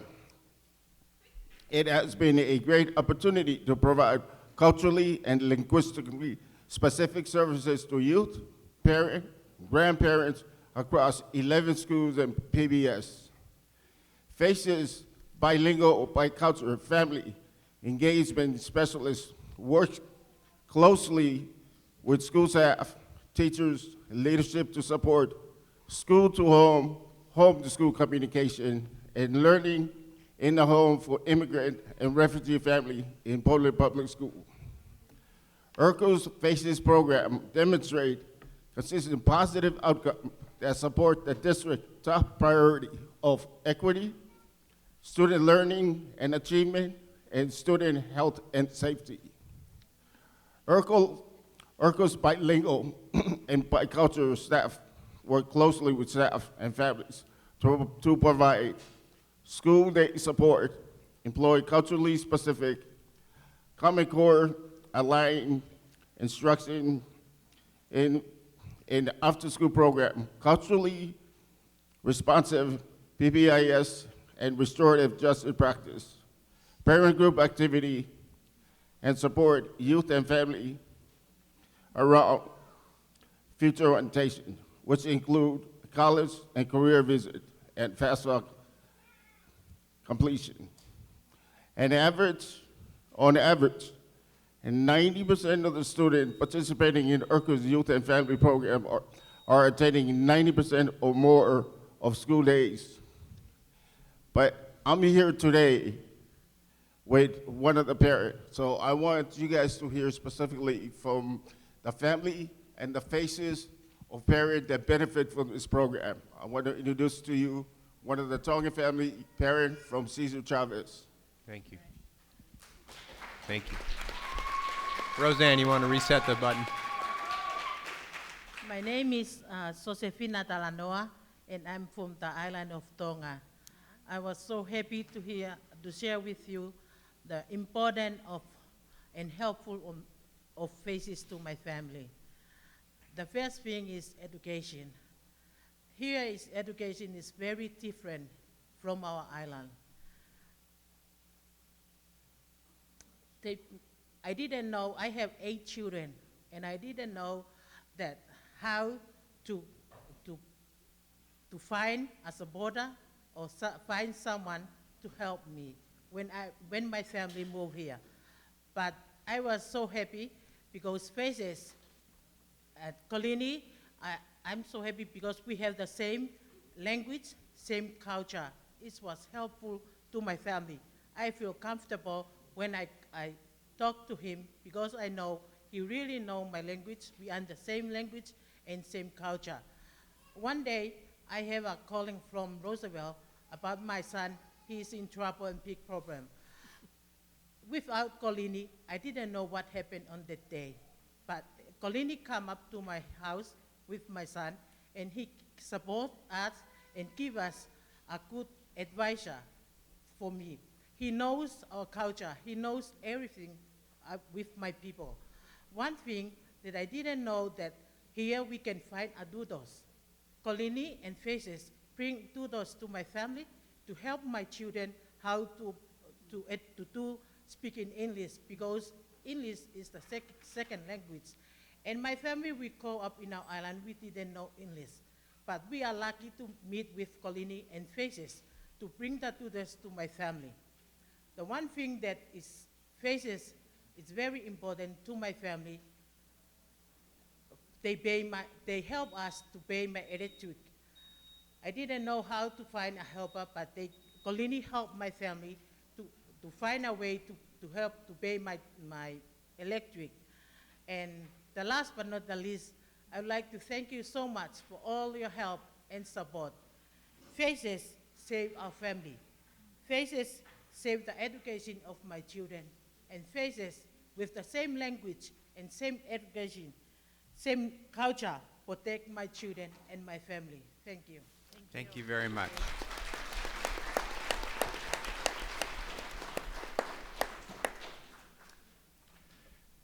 Good evening, ladies and gentlemen.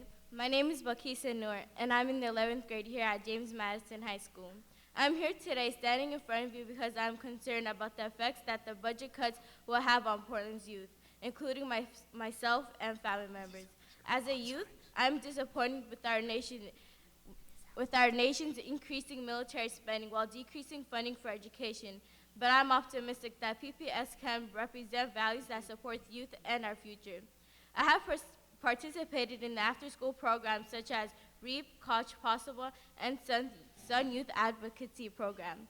And these are the programs that had a huge impact on my life.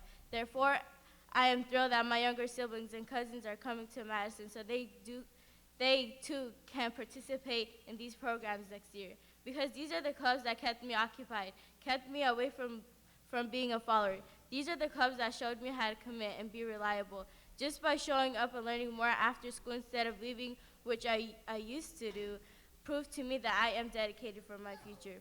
With the clubs that I attend after school gives me this privilege that my parents never had.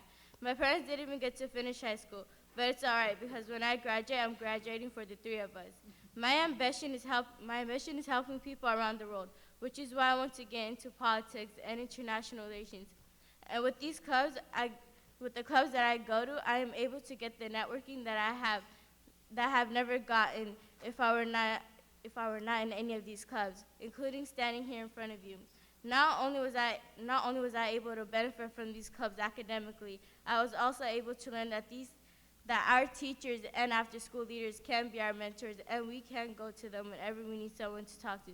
These are the clubs that shaped who I am. These are the clubs that made Bakisa, which is why I would appreciate if PPS continues funding our after-school programs, because if not, there will be many lives impacted by it. And as MLK has said in his letter in Birmingham jail, injustice anywhere is a threat to justice everywhere. Thank you. Thank you.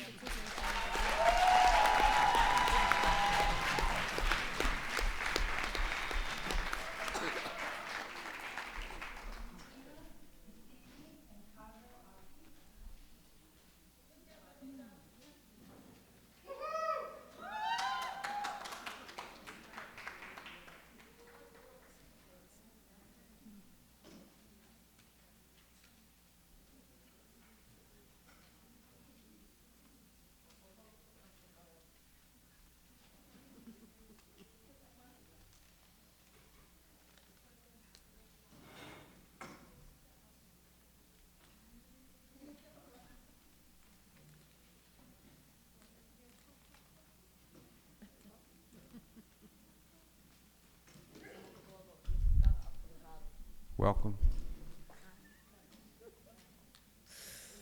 Magagay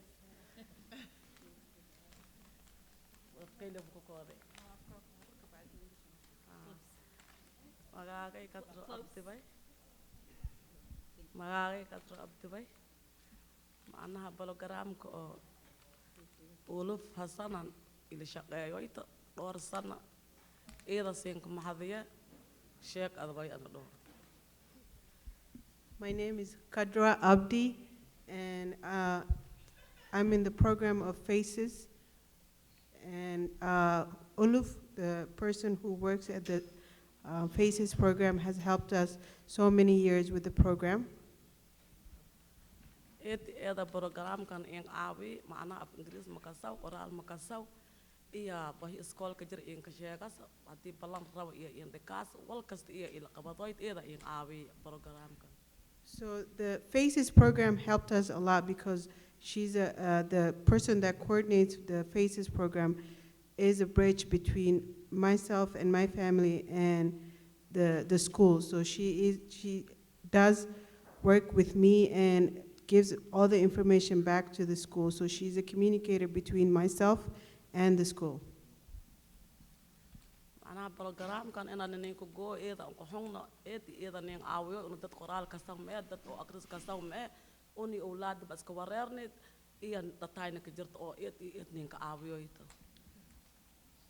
So she is a liaison between the school and ourselves, and I would be very disappointed if this program ends, and I would like it to continue as because it helped us a lot and because our kids have seen improvement from the program. Thank you very much. Thank you.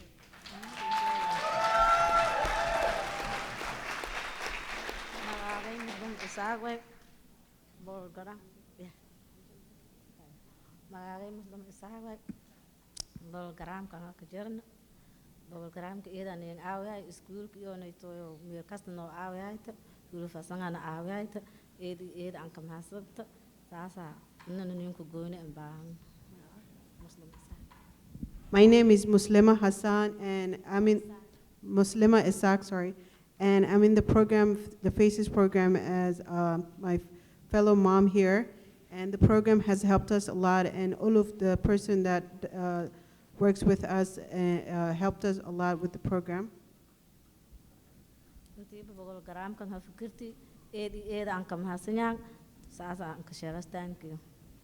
Whoever started the program, we are really appreciative, and thank you very much. And it will be sad if the program ends.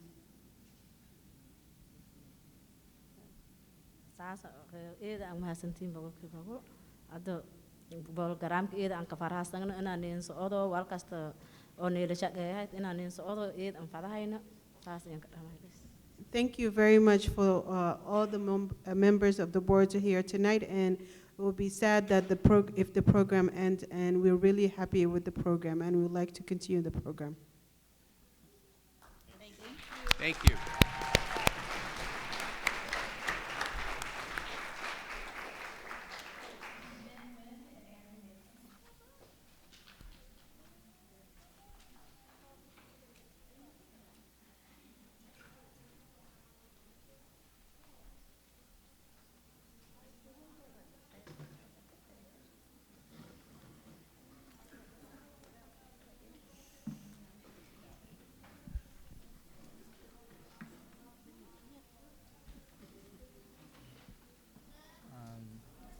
Trước tiên tôi xin cảm ơn quý vị đã cho tôi được cơ hội đến đây để nói bày tỏ những nguyện vọng của mình. Min says that he would like to thank you for giving him the opportunity to come and speak to you tonight. Là một phụ huynh của học sinh, tôi đã và đang được những nhân viên của ECO giúp đỡ cho chúng tôi vì chúng tôi không biết nói tiếng Anh.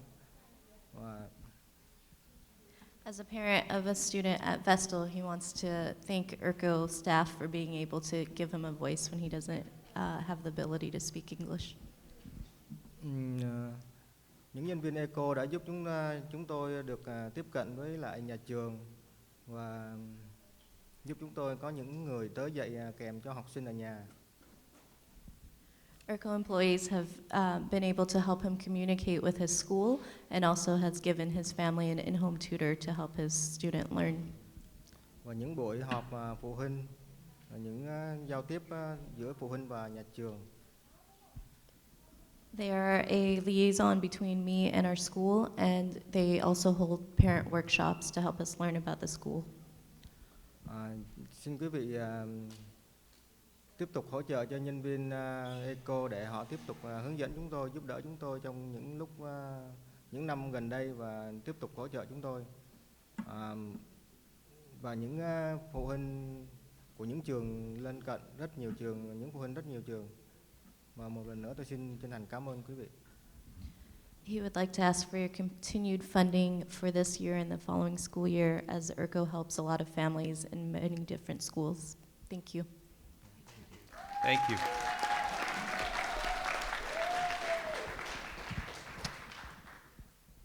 Thank you to each of you for your often thankless volunteer service. My name is Andrew Mason. I'm the executive director with Open School with our Step Up program, and I'm here to do two things.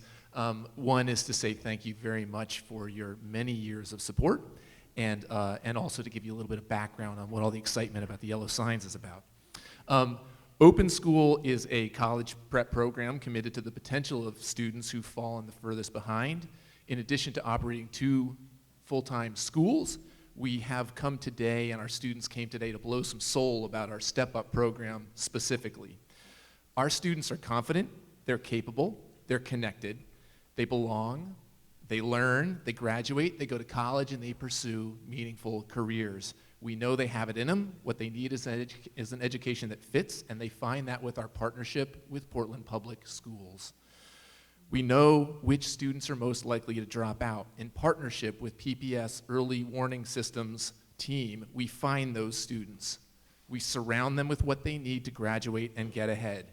You're feeling the advocacy and the equity that counts and matters and moves these students and engages them and their families. And then we provide strong academics to advance their skills.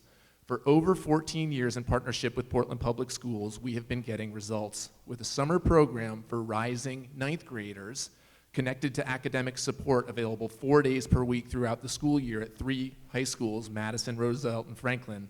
Open Schools delivering high school, Open Schools delivering a high school population on track to graduate at the conclusion of their freshman year in high school, a population that was identified as off track when they started. Last year, 91% of step-up students were on track at the conclusion of the year. At Roosevelt, where there was a 65% four-year graduation rate last year, 95% of students were on track. Thank you. Thank you.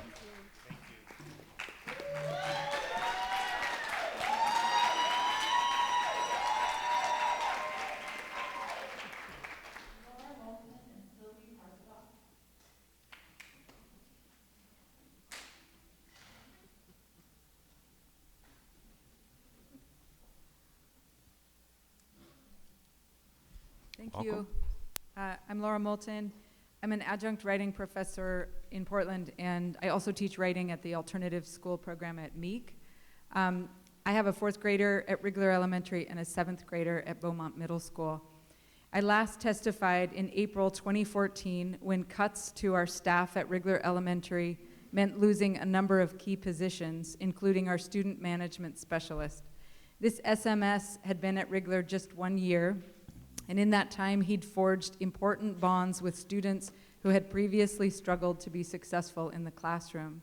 Students understood they could seek refuge in his office, and he was able to absorb some of the most explosive behaviors there.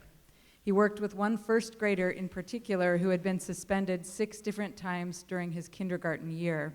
With the support of this SMS, the student stayed in the classroom that year. A photo on the SMS's desk showed that student wearing a matching necktie, beaming at the camera. That was a good year. But by that fall, that SMS was gone. Every year since then, we have experienced the destabilizing effect that departure had on the one student who had grown to rely on him. 87% of the students at Rigler qualify for free breakfast and lunch, and a number of our families deal with immigration issues, unmet mental health issues, and are often refugees from gentrification or from their home countries. Not all of our kids are equipped with everything they need to be prepared to learn. That's why it's more important than ever for students to see the same faces each year, to know their teachers will be there and greet them by name, that they will be invested in their success. This year, Rigler is facing fewer cuts to staffing, and we are so grateful for that. But the behavioral challenges that we see at our school leave us needing educational assistance for guided reading and social emotional learning. This budget does not allow for those vital supports in the fall. And Madison High School, where our Rigler students will go eventually, will lose support staff and nearly 7 teachers. We need teachers to stay in the classrooms, in their jobs, and students to have the resources and support that they need. Thank you. Thank you. Hi, my name is Hattie LaPlante. I'm in 4th grade, and I go to Rigler Elementary School. In my school, I have lots of amazing teachers, but we need them to stay. And by cutting money, we can't afford to keep them. In my class, we have some kids who have behavior problems and distract others who already have trouble in school. And when those kids get distracted, they distract everyone else. We need to keep teachers and staff who help us control these behaviors. Thank you.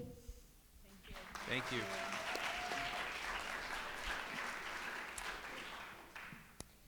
Hi, my name is Sylvie Parsibach, and I am in 4th grade at Rigler Elementary School. My school has a lot of good things like Playworks, which is a fun activity, and we also have library, art, yoga, PE, etc. But to do these things, we need help, and cutting money from different schools is the opposite of helping. Our school is not the richest school, so we need people to support it. We need teachers also, and cutting money won't help us get more teachers. We need money. We don't need it to be taken away. Please keep investing in our school. Thank you.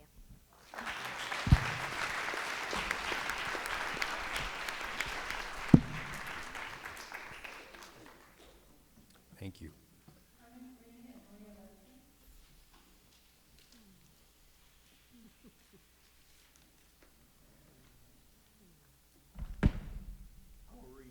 Welcome. Because I can be all night. Is Maria coming? Go ahead. Go ahead. I'm going to take her 2 minutes. No, I'm not. My name is Herman Green, and I'm the program director for the I Am Academy. Many of you know the I Am Academy exists to change the lives of young men of color by providing culturally specific services that will help develop positive self-identity, restore relationships, and prepare them for employment and becoming positive members of society. We teach them to be leaders.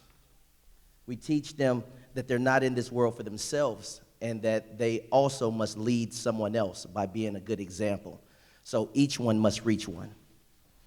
Tonight I'm here to thank you for what you have already done, appreciate you for what you're going to continue to do.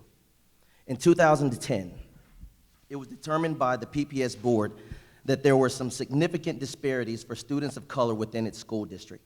It was determined then that something needed to be done to curb these disparities from a more systemic level, and recognizing that school was only one part of the educational system that our students were attempting to manage and to navigate. This board also recognized that part of the problem that was keeping the students from engaging was not simply that they couldn't learn, but rather everything that was happening in their lives both before and after school, as well as a lack of people of color advocating for them within the current school system itself. Students of color were not seeing other black and brown faces in leadership roles within their schools. So in 2012, it was determined that part of the solution to curbing the disparity against students of color would be to partner with other organizations that were both ran and led by people of color from within the communities. These strategic partners would work with the school to get the students ready to learn before school as well as after school, which would in turn allow the educators to do what they had been trained to do, teach the students during school. These strategic partners would also work with the school and the families to bridge the gap between these two systems. Designed to ensure healthy and productive two-way communication. So in 2013, the I Am Academy was brought on to be such a partner. And since that time, the I Am Academy has officially worked with over 300 students, but unofficially, we're right around 600, 650, because it's so hard to tell a student of color and a family of color, no, I can't help you because the budget only allows me for 25 students. We have had approximately 30 students graduate and go on to college, and last year, the I Am Academy students had received almost $800,000 in academic scholarships from schools ranging from Oregon State, U of O, University of Portland, George Fox, Warner Pacific, and as far as Brown, Morehouse, Spelman, and this year, even acceptance into Yale College. This year, we are on track to move that needle from $800,000 to well over $1 million. And I would like to acknowledge again that all of these scholarships are academic, because the I Am Academy, we teach our students you don't have to play to pay. At the I Am Academy, we teach our students that when you're a scholar, there are ships that will take you wherever you want to go. So be a scholar. In addition to this, working with our strategic partners at Aramark, more than 25 I Am Academy students have received both seasonal and full-time work, working for companies like the Oregon Convention Center, Portland 5 Center for the Arts, the Expo Center, and even the zoo. And this year, 7 slots have been opened and filled by I Am Academy students, and even more slots are being opened for the summer. So I would like to take this time again simply to say thank you. Thank you for what you have done, and thank you for what I know you will continue to do. Thank you.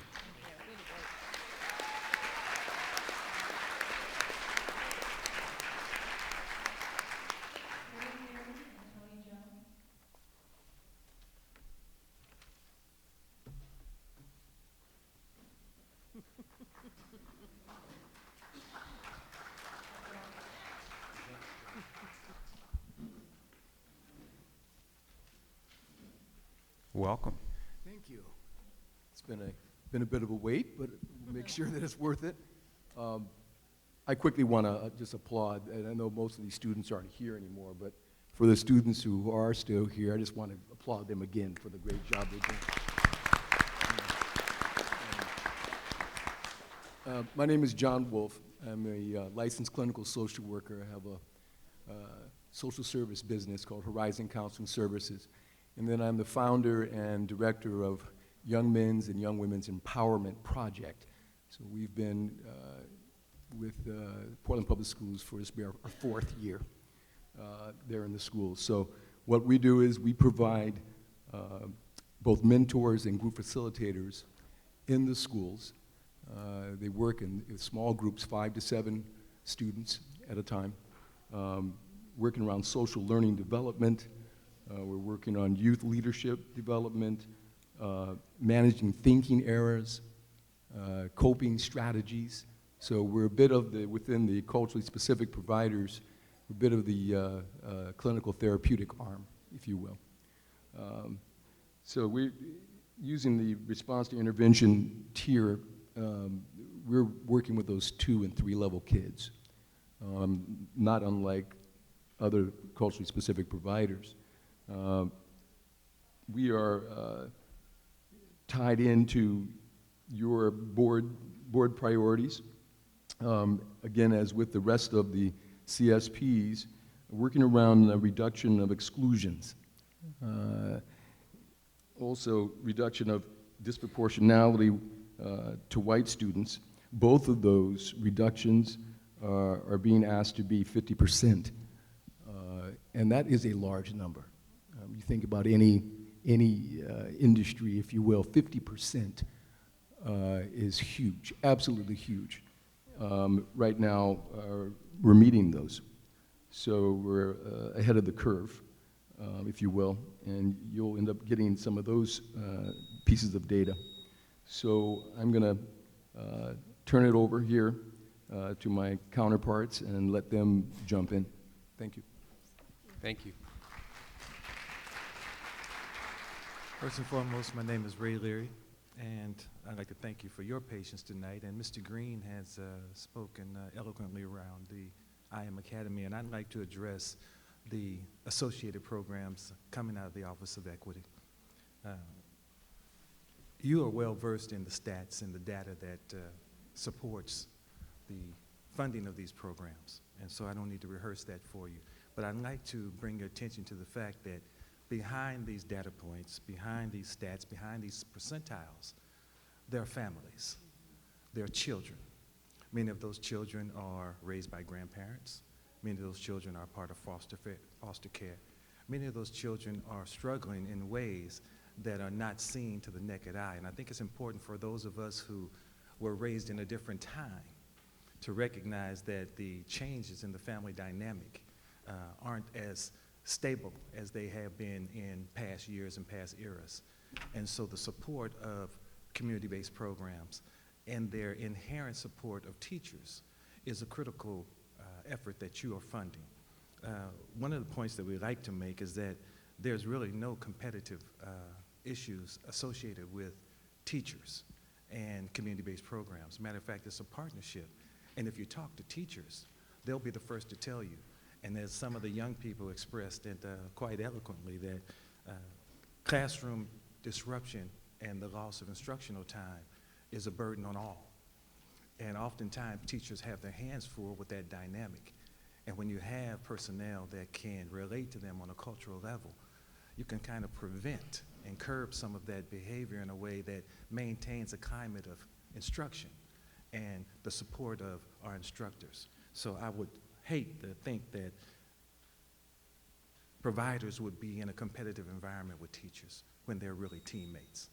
And I'll close by saying, as a member of the Merck Commission, we have many reputations in the city of Portland, and one that is rather dubious to me is that we're often referred to as the whitest city in America. Toward that end, you as a school board have the opportunity to create the envy of any major city in the nation, and that is to create a diverse, well-educated workforce and leadership tier. And we thank you for your efforts thus far, and we express our gratitude for your support. Thank you.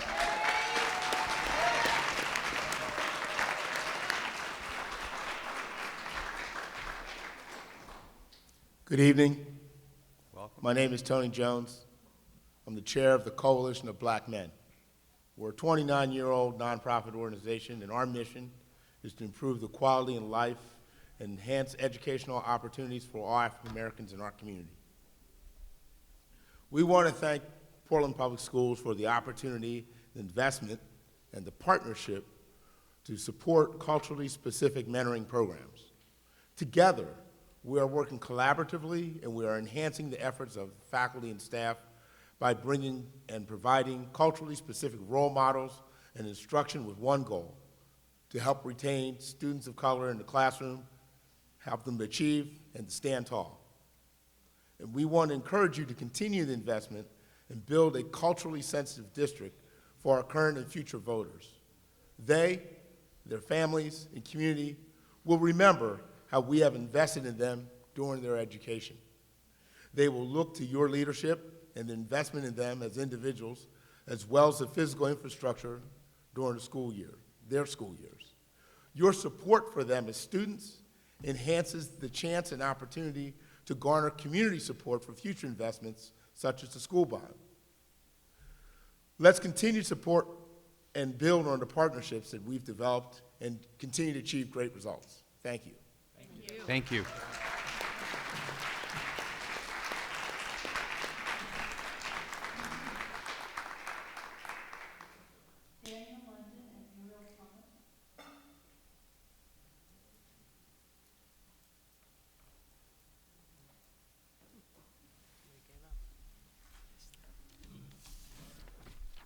You want to read the next?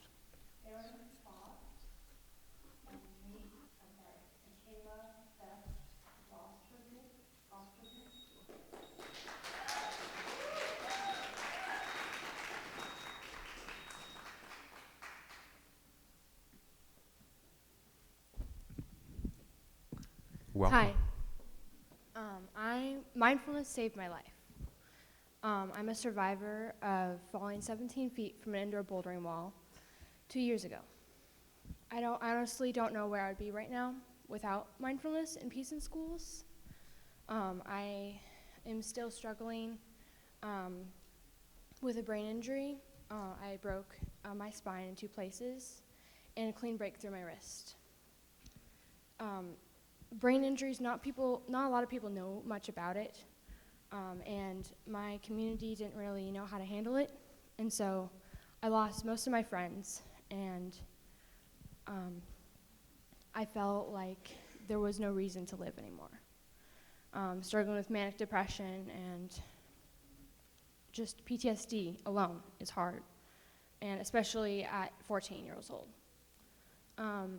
I can't imagine the school that I'm going to, Wilson, without having the program. It's a place where I can have refuge and connect with people that can also be struggling. And I think it would be a loss for not only myself, but for the world to have that program taken away from other students who are struggling just as I am, and for the world, because it really creates a safe environment where I can be myself. And a lot of it, it allows for a diversity. Like a lot of people from different backgrounds are supported just the same as everyone else, with acceptance, and are valued with like empathy. And I can't imagine that being taken away. So thank you. Thank you.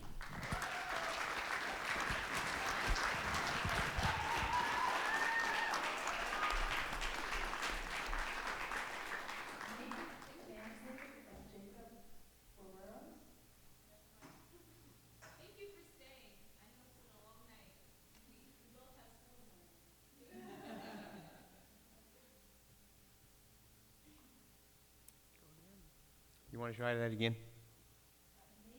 Nate Sandvik and Jacob Forleros. Elizabeth Kirsch.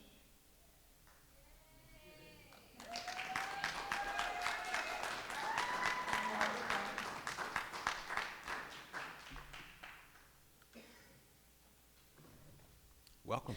Hi. My name is Elizabeth Kirsch. I teach English and journalism at Franklin High School. And I'm here on a Tuesday night to speak in support of Step Up. So I just want to speak briefly about some of my students. As a teacher, I don't give a lot of Fs. I use a proficiency model to evaluate student skills, but if they haven't completed enough work that I can in good conscience deem them proficient, and if all my interventions fail, they get an F. In my 4 years of teaching, these few students have had one thing in common. They've had a shared belief, and despite all the layers that go into creating and maintaining that belief, the belief itself is a relatively uncomplicated one. No one here cares about my success or believes in me, so I don't believe in myself. It's one of the many things in this job that keeps me up at night. I don't want anyone passing through my classroom thinking, no one in this building cares if I succeed or thinks that I can.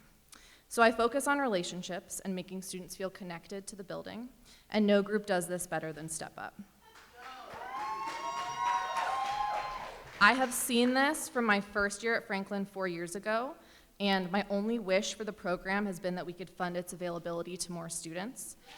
Step Up believes in kids and lets them know it while holding them accountable to goals around attendance, engagement, and academics. They are experts at equity work, and they partner with teachers, administrators, and families to support success for all our students. The funding for this program cannot be cut. There are too many students benefiting and too many students still in need of support. I realize there are difficult decisions ahead and that money is limited, but this program is responsible for keeping so many of our students in school and believing in their own potential. We cannot make sacrifices in that area. We have too much work left to do to lose ground now. Thank you. Thank you.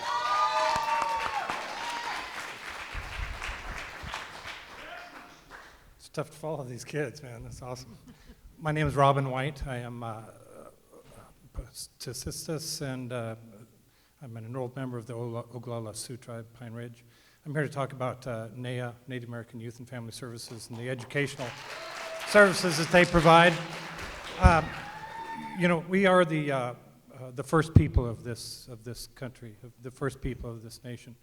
And we've also been first in a lot of other things. We're the first to go to jail. We're the first to die by the hands of authorities. We're the first to be murdered. We're the first to be missing. We're the first to die of things people quit dying of many, many years ago. We have a lot of firsts that we'd like to change, and we'd like to change that within our own society.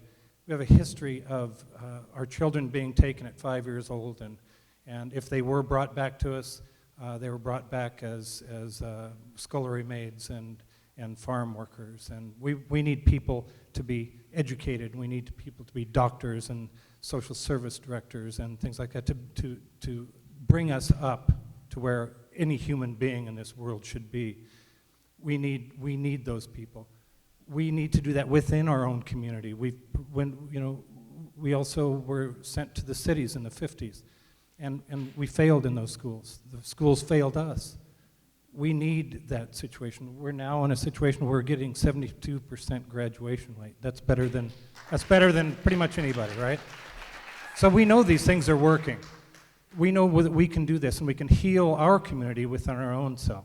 We need to do that. We need your help to do that. We think we deserve this. We think it's important for us to survive as human beings in this country that we were first in. We want to be first doing that. Thank you. I would suggest, thank you. I would suggest that, rather than on the backs of working men and women, that we start going to these subsidized corporations that are making record profits, getting record subsidies and record tax breaks, and get the money from them to educate the people of this country. We are at the end of our wits trying to figure out how we're going to pay for this when these people are getting away with murder. Let's change that and work on that legislatively. Thanks.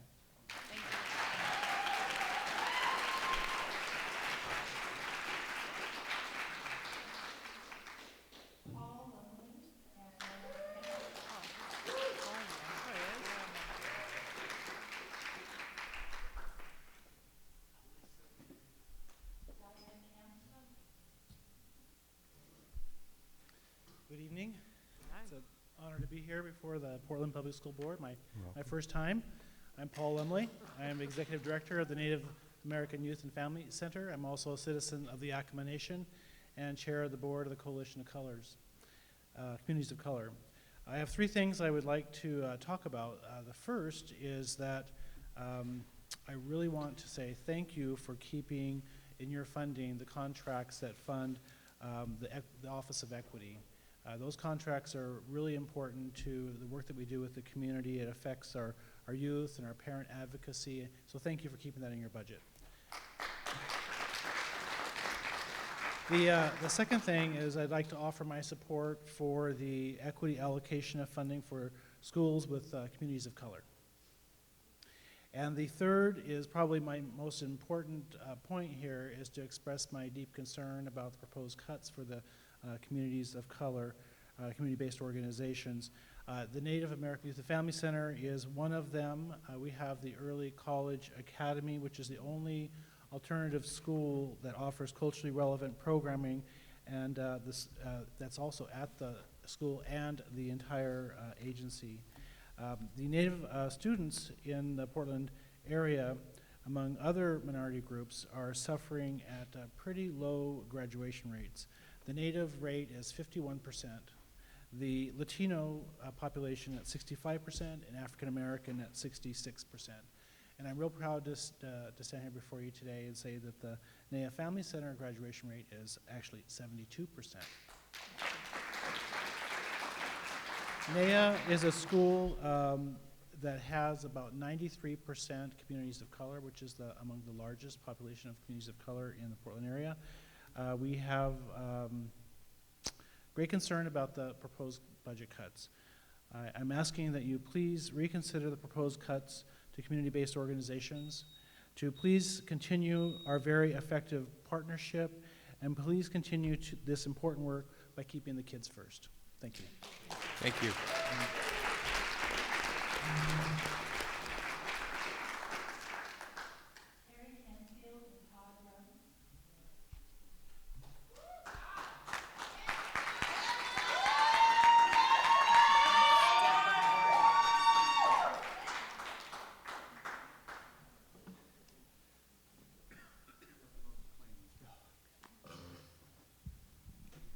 Buenas noches, muchas gracias por esta oportunidad.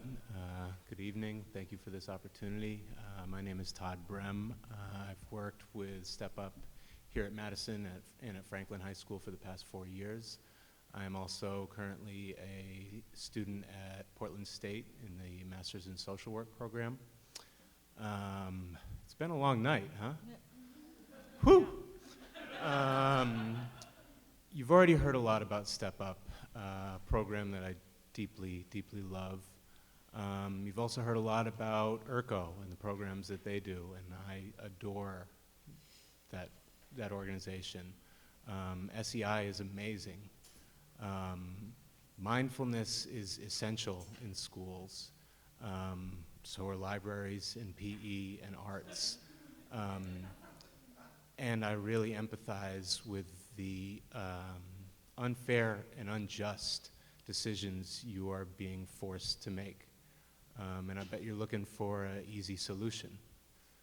Well, I think I have an idea. This decision of cuts is unjust.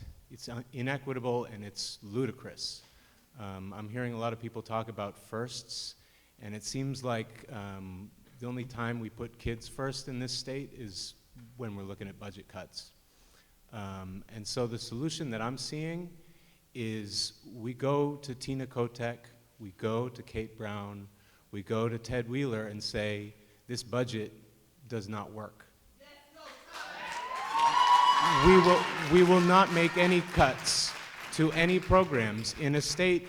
I bet you're tired of hearing all the stats about education in Oregon and where we land in rankings across the nation. And we've made enormous and amazing improvements. We've jumped 20% in graduation rates in less than 10 years. That's astronomical. That's insane. That is amazing. People should be studying us and what we've done. But instead, we're looking at cutting money. I'm sorry, but we've got to go to Intel and Nike and Adidas and Comcast and Wells Fargo and say, pay your fair share. If you want to work here, if you want to benefit from all the glorious privileges of working in this, doing business in this great state, they need to pay their fair share. So if you unequivocally and unanimously say to the politicians in Salem and City Hall or wherever, we're not going to cut kids, we're not going to cut education, this is not happening, okay? Tell them to figure it out. Thank Because you. it's not fair for you guys. It's not fair.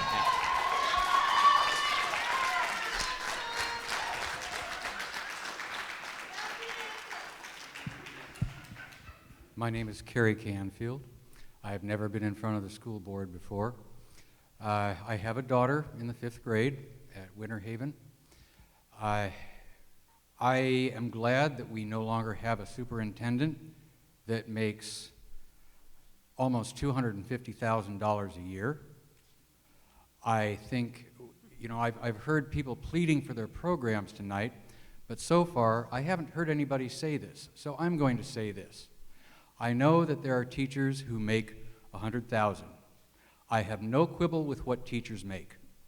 What I do have a quibble with is what administrators and managers who make more than $100,000 a year. I think there should be nobody other than a teacher paid more than a teacher is paid. Teachers have the hardest job. No administrator should be paid more than a teacher. Thank you.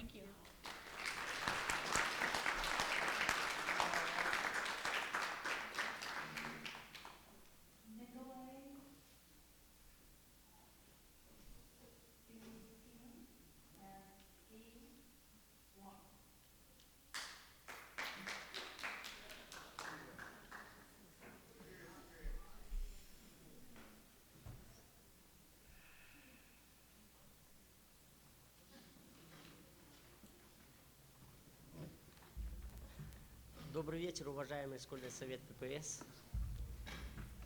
Меня зовут Николай Филиппьев, я отец 8 детей. 5 из них ходят в школу в этом учебном году. Еще один сын пойдет в подготовительный класс этой осенью. Я и моя жена Надежда не желаем увеличения нагрузки на преподавателей, школьных переводчиков и другого персонала школ. Good evening, dear school board of PPS. My name is Niskolai Filipiev, and I'm the father of 8 children. 5 of them are attending school this school year. 1 more son will come to kindergarten this fall. My wife and I don't want cutting off teachers, school interpreters, or school personnel and putting more pressure on small number of people. Мы хотим качественного образования, заботы и помощи в воспитании наших детей. Я думаю, что неправильно экономить сейчас. Мы во много раз больше потеряем в будущем. Спасибо большое, что вы дали высказать мое мнение. I wanted my children were getting high quality education, and I need help to raise them and give them good education. I think we save money right now for the wrong reason. We can pay much more in the future for consequences. Thank you so much for letting me share my opinion with you. Thank you. Thank you. Welcome. Kính thưa Hội đồng Giáo dục ở Sở Hậu Chánh, tôi tên là Phi Cẩm Lương. Thank you for the opportunity for the school board. Thank you, the school board, for the opportunity for me to share something today. Tôi là người Việt gốc Hoa, là người công dân Mỹ năm 1994. I am Vietnamese, Chinese, and American citizen since 1994. Hôm nay tôi có vài lời rất quan tâm cho sự cắt giảm tiền cung cấp cho nhà trường giúp cho con em trên con đường học vấn. Today I have a concern about the cut that for the school that help my child and the learning. Tôi có con học ở trường public school. I have a son in the Portland Public School. Tôi rất cảm ơn Sở Học Chính trong nhiều năm qua. I thank you, Portland Public School in the past years. Cảm ơn chương trình Step Up, chương trình Sun School. Thank you, Step Up program and Sun School. Đây là những chương trình tốt để hướng dẫn học sinh học tốt hơn. These are the programs that help students to learn better. Tôi còn thấy nhiều học sinh vẫn còn trong chương trình tình trạng waiting list. I see many students still in the waiting list. Tôi cảm thấy Sở Học Chánh không nên cắt giảm những chương trình này, và chúng tôi còn cần những người thông dịch viên cho cha mẹ và gia đình của học sinh. I think the school shouldn't cut these programs, and also translator and interpreter for the school that help the family and students. Trong những việc như giúp đỡ cho gia đình trong những lúc khẩn cấp, để giúp cho gia đình và học sinh, để học sinh được an tâm và an toàn và an tâm, để học sinh sẽ có tinh thần vững mạnh để được chuyên luyện học tập tốt hơn. Yeah, I rely a lot of translators and interpretation in the school district, because these people help me in the emergency and everything school, the school process and everything that help me to help my children in school in better learning. Tôi muốn giúp gia đình, muốn Sở Học Chánh giúp học sinh và giúp luôn cả gia đình của học sinh trong những lúc khó khăn. I need the school help me and my children when we confront with difficulty in school. Như vậy thì học sinh sẽ vững tâm để học chuyên học vấn. So that help students in better learning. Cảm ơn sự lắng nghe của quý vị. Thank you for your listening. Thank you.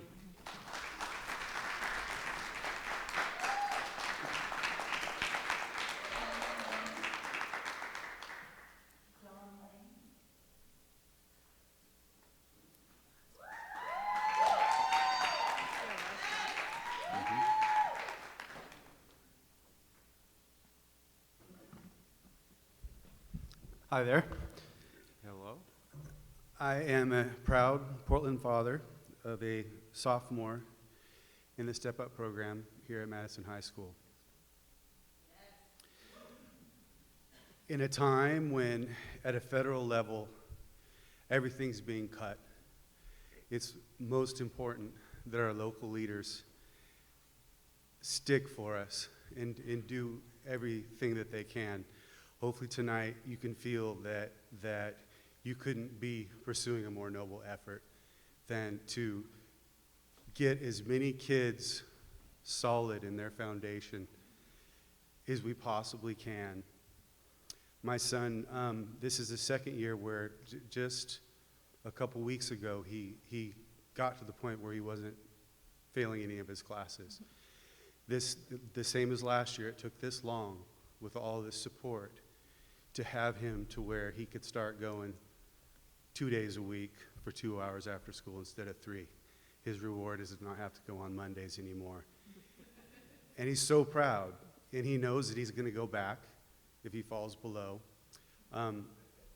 Just before I heard about Step Up, I was listening to NPR, and it was an interview with Molly Ringwald, the actress, and she said, you know, I came to a point where I realized that no matter how hard I tried, I couldn't be the person to pull my student through in their studies. There was just something there. And I felt so, it was such a big revelation for me to be like, look, you just got to go find someone. You got to go find someone. And my first investigations told me that I could find someone that I knew that was a substitute teacher that would do it for $20 an hour. And that's just starting, that's just being a person that doesn't have this massive amount of support. So I think that you guys are in a position to be some of the best people in our community. So I hope that there's a way, if things are going to change, when funding goes, it's left to the community, I'll be quick, to come together. But there has to be a place, there has to be a momentum for us to do our job as parents. It doesn't always, you can't always just be a family in this world and get through everything life throws at you. So again, I really appreciate being here. This is the most politically active I've felt in my life, and I would have stayed here till midnight. I would have, so thank you. Thank you. Thank you very much.